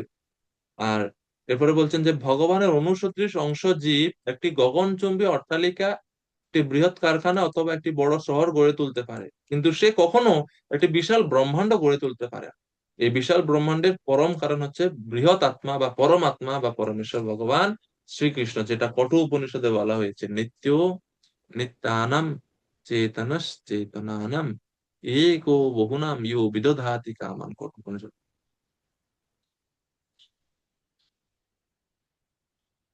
এরপরে 7 নম্বর শ্লোকে আরো কন্টিনিউ করছে ভগবান ওনার মহিমা সম্বন্ধে বলছেন, মত্তা পরতরম নান্যৎ, আমার থেকে শ্রেষ্ঠ আর কেউ নেই, কিঞ্চিদস্তি ধনঞ্জয় সূত্রে মণিগণা ময়ি সর্বমিদম প্রতম, সমস্ত বিশ্ব আমাতেই ওতপ্রোতভাবে অবস্থান করছে, কিন্তু আমাকে দেখা যায় না। সূত্রে মণিগণা এব, সূত্রে যেমন মণিসমূহ গাঁথা থাকে, ঠিক সেইভাবে এই বস্তুর মধ্যে জড় জগৎ সব আমার সঙ্গে যুক্ত। অর্থাৎ কৃষ্ণ বলছে যে তার থেকে ঊর্ধ্বতর আর কোনো তত্ত্ব নেই। এবং এর দ্বারাতে প্রভুপাদ বলছেন আচার্যরা যে এই ঘোষণা নির্বিশেষবাদীদের প্রতি একটি সুদৃঢ় চ্যালেঞ্জ, যে ভগবান থেকে পরম আর কিচ্ছু নাই। যারা নির্বিশেষ ব্রহ্মকে চরম বা পরম তত্ত্ব মনে করে, তারা কৃষ্ণের উপর ব্রহ্মকে স্থাপন করে, যেটা শাস্ত্রের সিদ্ধান্ত বহির্ভূত। তো এই দুইটি শ্লোকে ভগবান তার মহিমা সম্বন্ধে বলছেন যে মুক্তার মালা, মুক্তা সমূহ যেমন সুতায় গাঁথা থাকে, কিন্তু সুতাকে বাইরে থেকে দেখা যায় না, মনে হচ্ছে একটা মুক্তা আরেকটা মুক্তার সাথে লেগে আছে, তেমনি এই বিশ্ব কত সুন্দরভাবে এই জগৎ পরিচালিত হচ্ছে। সময় সময় শীত আসছে, গ্রীষ্ম আসছে, বর্ষা আসছে, গ্রহ সমূহ তাদের রাস্তায় কক্ষপথে চলছে। কিভাবে এসব কিছু হচ্ছে? ভগবানের শক্তির দ্বারা, ভগবানের শক্তির দ্বারা। ঠিক যেরকম মুক্তার উদাহরণ দিলেন ভগবান, वेदाहम समतीता वेदाहम एतम पुरुषम महांतम आदित्य वर्णम तमसः परस्तात् त्वमेव विदित्वतिमित्तुमेति नन्न पंथा विद्ययनाय। সেই পরম তত্ত্বকে জানার মাধ্যমে আমরা ভগবানের ধামে যেতে পারি। তো নির্বিশেষ নির্বিশেষ ব্রহ্মেরও ঊর্ধ্বে হচ্ছে ভগবানের ভগবত।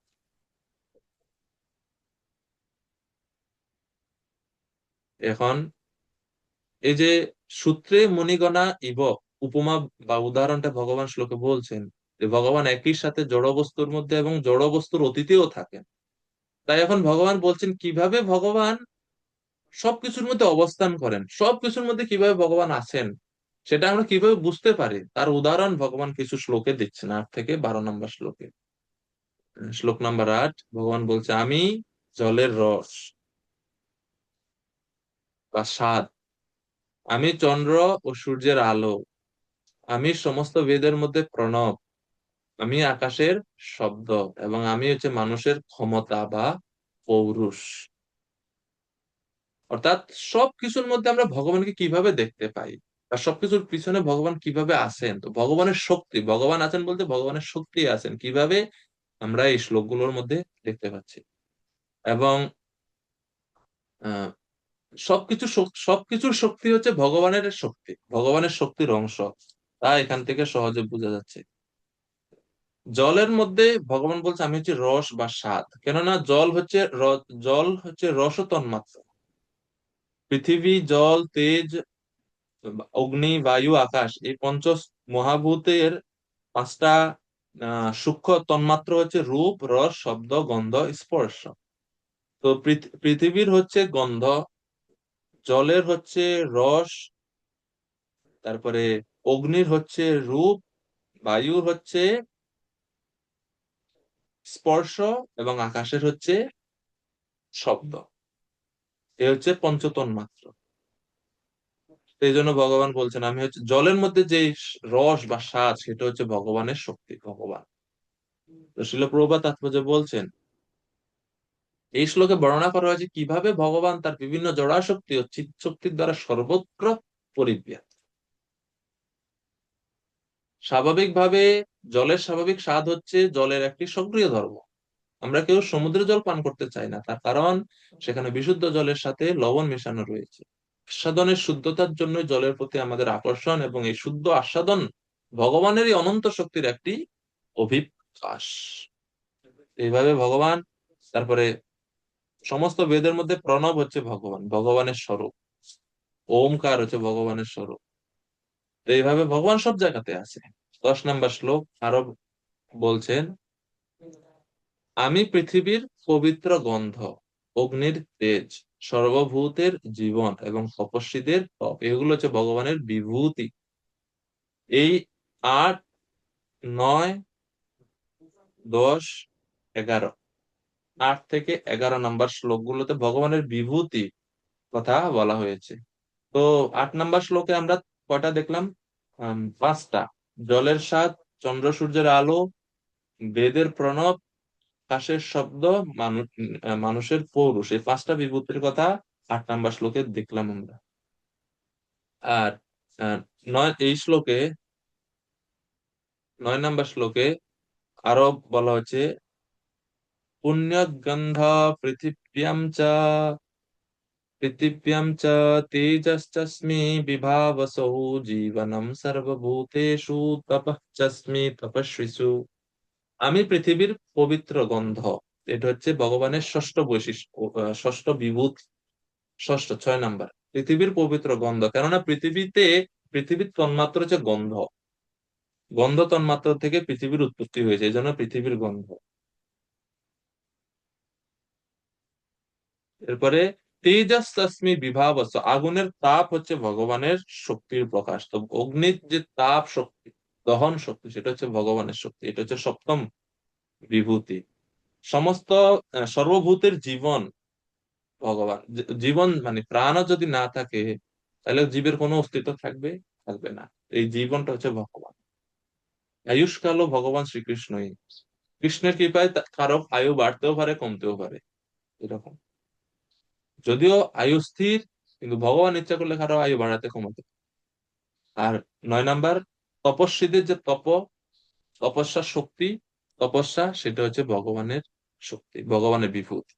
10 নম্বর শ্লোকে আরো বিভূতি বলছে। 10 নম্বর শ্লোকে বিভূতি হচ্ছে তিনি সমস্ত সর্বভূতের পরম কারণ, বীজম মাম সর্বভূতানাম, সমস্ত জীবের ভূতের পরম বা মূল বীজ হচ্ছে ভগবান। বৃদ্ধি পার্থ সনাতন, আমি হচ্ছে সনাতন, ভগবান নিজেকে বলছে আমি হচ্ছে সনাতন, নিত্য। এরপরে 11 নম্বর বিভূতি হচ্ছে বুদ্ধি বুদ্ধিমতামস্মি, আমি বুদ্ধিমানের যে বুদ্ধি, সেটা হচ্ছে আমি। তেজ তেজস্বী নামহম, আমি তেজস্বীদের তেজ, এটা হচ্ছে 12 নম্বর বিভূতি। এরপরে পরের শ্লোকে 11 নম্বর শ্লোকে আরো বিভূতির কথা বলা হচ্ছে 13-14, দুইটা বিভূতি আছে। বলম বলবতাম চাহম কাম রাগ বিবর্জিত। বলবানদের কাম এবং রাগ বিবর্জিত যে বল, সেই বল হচ্ছে আমার শক্তি বা আমি। খুব গুরুত্বপূর্ণ, বল দুর্বলকে রক্ষা করার জন্য ব্যবহৃত হয়। উচিত, মানে আমরা যে বল বা শক্তি, সেই শক্তি কেন, নিজের জন্য নয়, দুর্বলকে রক্ষা করার জন্য এটা ব্যবহৃত হওয়া উচিত, প্রতিহিংসা পূরণের জন্য নয়। এই জন্য ভগবান বলছেন কাম, মানে যে আসক্তি এবং কোনো চাওয়া পাওয়া ইত্যাদি পূরণের জন্য যে বলের প্রয়োগ, সেটা আমি নয়। কাম ও রাগ ও বিবর্জিত যে বল, অন্যের উপকারের জন্য যে বল ব্যবহার করা হয়, সেই বল হচ্ছে আমার বিভূতি বা আমার শক্তি। কেননা হিরণ্যকশিপুর বলের অভাব নাই, হিরণ্যাক্ষেরও বলের অভাব নাই, কিন্তু সেই বল ভগবান না, এটা বিপরীত, এটা ভগবানের স্বরূপ নয়, স্বয়ং ভগবানের শক্তির রূপে নয়, এটা এটা অসৎ। এরপরে এই জন্য বলছে কাম আর রাগ বিবর্জিত। যারা রেসলিং করে, তাদের বল ভগবানের প্রতিনিধিত্ব করে না। রেসলার, আমি, আমার বহুত শক্তি, আমি ভগবানের প্রতিনিধি, না, ওইটা হবে না। খুব সুন্দরভাবে ভগবান বলছেন কাম আর রাগ বিবর্জিত, কাম রাগ বিবর্জিত বল। আর ধর্ম বিরুদ্ধ ভূতেষু কাম অস্মি ভরতর্ষভ, আমি সমস্ত জীবের মধ্যে ধর্মের অবিরোধী যে কাম, সে কাম হচ্ছে আমি। কাম যদি ধর্মের বিরুদ্ধে না যায়, তাহলে সেই কাম শ্রীকৃষ্ণের প্রতীক। এই জন্য ভগবান বলছেন কাম অস্মি ভরতর্ষভ, গীতার মধ্যে পরে ভগবান বলছেন। কেননা স্বাভাবিকভাবে মানুষের এই প্রবৃত্তি, মানুষ বংশ বিস্তার করতে চায়, সন্তানাদি উৎপন্ন করতে চায়, তার বংশকে রক্ষা করতে চায়। কিন্তু সেটা যদি ধর্মের অনুকূল হয়, তাহলে সেটা ভগবানের শক্তি বলে আমরা গ্রহণ করতে, বুঝতে পারি, সহজে বুঝলাম। কেননা এই সৃষ্টি শুরু হচ্ছে কাম থেকে। কেননা কেননা এই, মানে প্রজা বৃদ্ধি যদি না হতো, তাহলে জগৎ সৃষ্টির কোনো অস্তিত্বই থাকতো না। তো ব্রহ্মা যে এই জন্য প্রজাপতিদেরকে প্রজা সৃষ্টির জন্য নির্দেশ দিয়েছেন।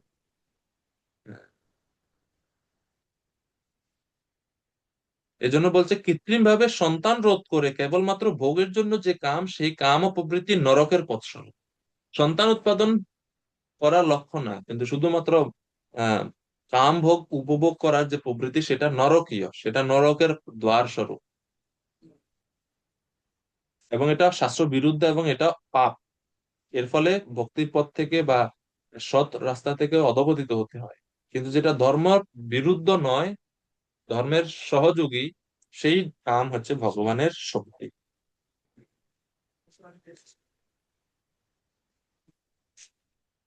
এরপরে এভাবে 14টি বিভূতির কথা 8 থেকে 11 নম্বর শ্লোকে ভগবান বলেছেন। এখন শ্রীকৃষ্ণ হচ্ছে সবকিছু, এটা এখন সার মর্ম স্বরূপ 12 নম্বর শ্লোকে উপসংহার, মানে সবকিছু সার, এই 8 থেকে 11 নম্বর পর্যন্ত যা বলছেন তার সার। 14টা যে বিভূতির কথা বলছেন, প্রকৃতির 3টি গুণের মধ্যে ভগবান আছেন এইখানে, এর এর সার স্বরূপ বলছে, ভগবান বলছেন 12 নম্বর শ্লোকে, ইয়ে চৈব সাত্বিকা ভাবা রাজসস্তামসশ্চ ইয়ে মত্তে বেতি তান বিদ্ধি নত্বহম তেষু তে ময়ি। সমস্ত সাত্বিক, রাজসিক ও তামসিক ভাবসমূহ আমার থেকে উৎপন্ন বলে জানবে। আমি সেই সকলের অধীন নই, কিন্তু তারা আমার শক্তির অধীন। এই যে বিভূতিগুলো, এগুলো সব আমার থেকে আসছে। আমি তাদের অধীন নই, কিন্তু তারা আমার শক্তির অধীন। এভাবে সবকিছু জগতে ভগবানের করায়ত্তে, ভগবানের অধীন থাকে। যেরকম রাজার উদাহরণ প্রভুপাদ দিচ্ছে, রাজা আইন সৃষ্টি করে দোষীদের দণ্ড দেয়, কিন্তু নিজে সেই আইনের অতীত। তেমনি জড়া প্রকৃতির সমস্ত গুণ, সত্য রজ তম এবং তার থেকে উৎপন্ন যে সমস্ত স্বভাব, সব ভগবানের অধীন। ভগবান তাদের অধীন হন না, তিনি নির্গুণ, সমস্ত গুণের অতীত।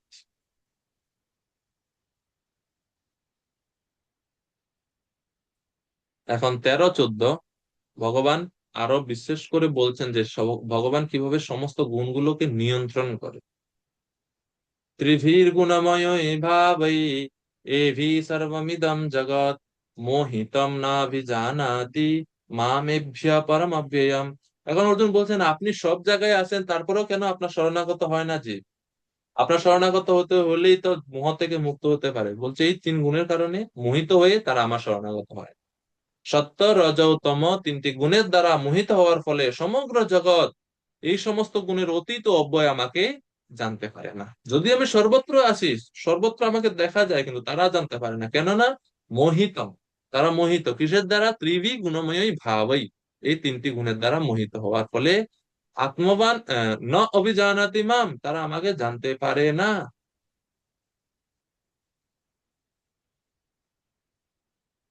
তো গুণের দ্বারা যখন আমরা মোহিত হই, তখন আমরা ভগবানকে ভুলে যাই।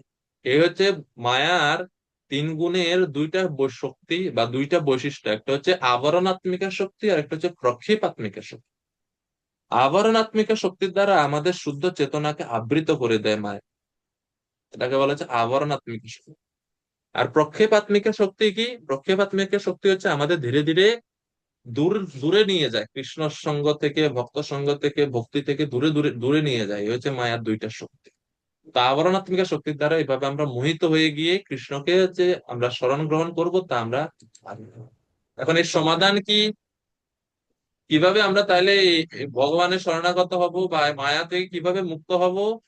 14 নম্বর শ্লোকে ভগবান বলছেন, দৈবী হ্যেষা গুণময়ী মম মায়া দুরত্যয়া মামেব ये প্রপদ্যন্তে মায়ামেতাম তরন্তি তে। সচিপ্রাণ নিমায় সুন্দর প্রভু কৃপা করে অনুবাদ করুন কৃষ্ণপ্রভু 14 নম্বর শ্লোকের। অনুভব আমার এই দৈবী মায়া ত্রিগুণাত্মিকা এবং দূরাত্মিক দূরতিক্রম্য, কিন্তু যারা আমাতে প্রপত্তি করে তারাই এই মায়া উত্তীর্ণ হতে পারে। হরে কৃষ্ণ। ভগবানের ত্রিগুণাত্মিকা মায়া নিত্যা। মায়া ভগবানের শক্তি তো নিত্য। সে মায়াজনিত মোহের নিবৃত্তি হলে আমরা ভগবানকে জানতে পারি। এখন কিভাবে সে মায়া থেকে মায়াকে থেকে মুক্ত হব? ভগবান বলছেন, যদি কেউ আমার শরণ গ্রহণ করে, মামে বা ইয়ে প্রপদ্য, আমার প্রপত্তি গ্রহণের ফলেই মায়া মেতাম তরন্তিতে, তাহলে সে মায়া থেকে মুক্ত হতে পারে। এছাড়া যদি কেউ মায়া থেকে মুক্ত হওয়ার চেষ্টা করে, তখন তার কাছে মায়া হচ্ছে দূরত্বয়া, দূরতিক্রমণীয়। সে কখনো মায়া থেকে মুক্ত হতে পারবে না, কেননা মায়াটা আমার শক্তি। আমি যদি মায়াকে বলি, তাহলে সে থামবে, নচেত নয়। এক ব্যক্তি আর বন্ধুর বাড়িতে গেছে বেড়াতে, বাড়ির সামনে কুকুর ধরছে তারে, সেই রকম আক্রমণ, চিৎকার চেঁচামেচি করতেছে, কুকুরের হাত থেকে বাঁচার জন্য উপায় নাই, কুকুর ছাড়ছে না তাকে, অপরিচিত তো। তো যখন বন্ধুকে ডাকতেছে, বন্ধু বাঁচাও বাঁচাও, তখন বন্ধু যখন আসছে এবং কুকুরকে এক ধমক দিছে, সাথে সাথে সব কুকুর ঠান্ডা। কারণ কুকুরগুলা কার? বন্ধুর। তারা কার কথা শুনবে? বন্ধুর কথা শুনবে, কার কথা শুনবে না তো। তদ্রূপ মায়া দূরত্বয়া, দূরতিক্রমণীয়া, এবং বন্ধন করে রাখে, মোহিত করে রাখে, ঠিক আছে। কিভাবে আমি তার থেকে মুক্ত হবো? নিজের শক্তির দ্বারা সম্ভব, কৃষ্ণ কৃপা। কেননা কৃষ্ণের অধীন এই শক্তিটা। তো প্রভুপাদ বলছেন, গুণ মানে হচ্ছে রজ্জু বা রশির ন্যায়, এটা আমাদেরকে বেঁধে রাখে। তখন আমি নিজেই বদ্ধ, আমি কিভাবে মুক্ত হব নিজে নিজে? আমি যদি মুক্ত হতে চাই গুণের বন্ধন থেকে, তাহলে মুক্ত কারো কাছে যেতে হবে। আরে মুক্ত কে? মুক্ত হচ্ছে ভগবানের শুদ্ধ ভক্ত, ভগবানের প্রতিনিধি শ্রী গুরুদেব হচ্ছেন মুক্ত। এই জন্য গুরুদেবের কাছে গেলে, শুদ্ধ ভক্তের কাছে গেলে, ওনারা আমাকে মুক্ত করতে পারেন এবং কৃষ্ণের কাছে দিতে পারেন। এছাড়া আর কেউ দিতে পারে না। ব্রহ্মা বিষ্ণু শিব, ব্রহ্মা বিষ্ণু, সরি, ব্রহ্মা শিব আদি দেবতারা কেউ আমাদেরকে মুক্তি দিতে পারে না। কেননা মুক্তিদাতা তো একজনই। মুক্তিদাত কি বলে শ্লোকটা? আহ, মুক- মুক্তিম দদাতি ইতি মুকুন্দ।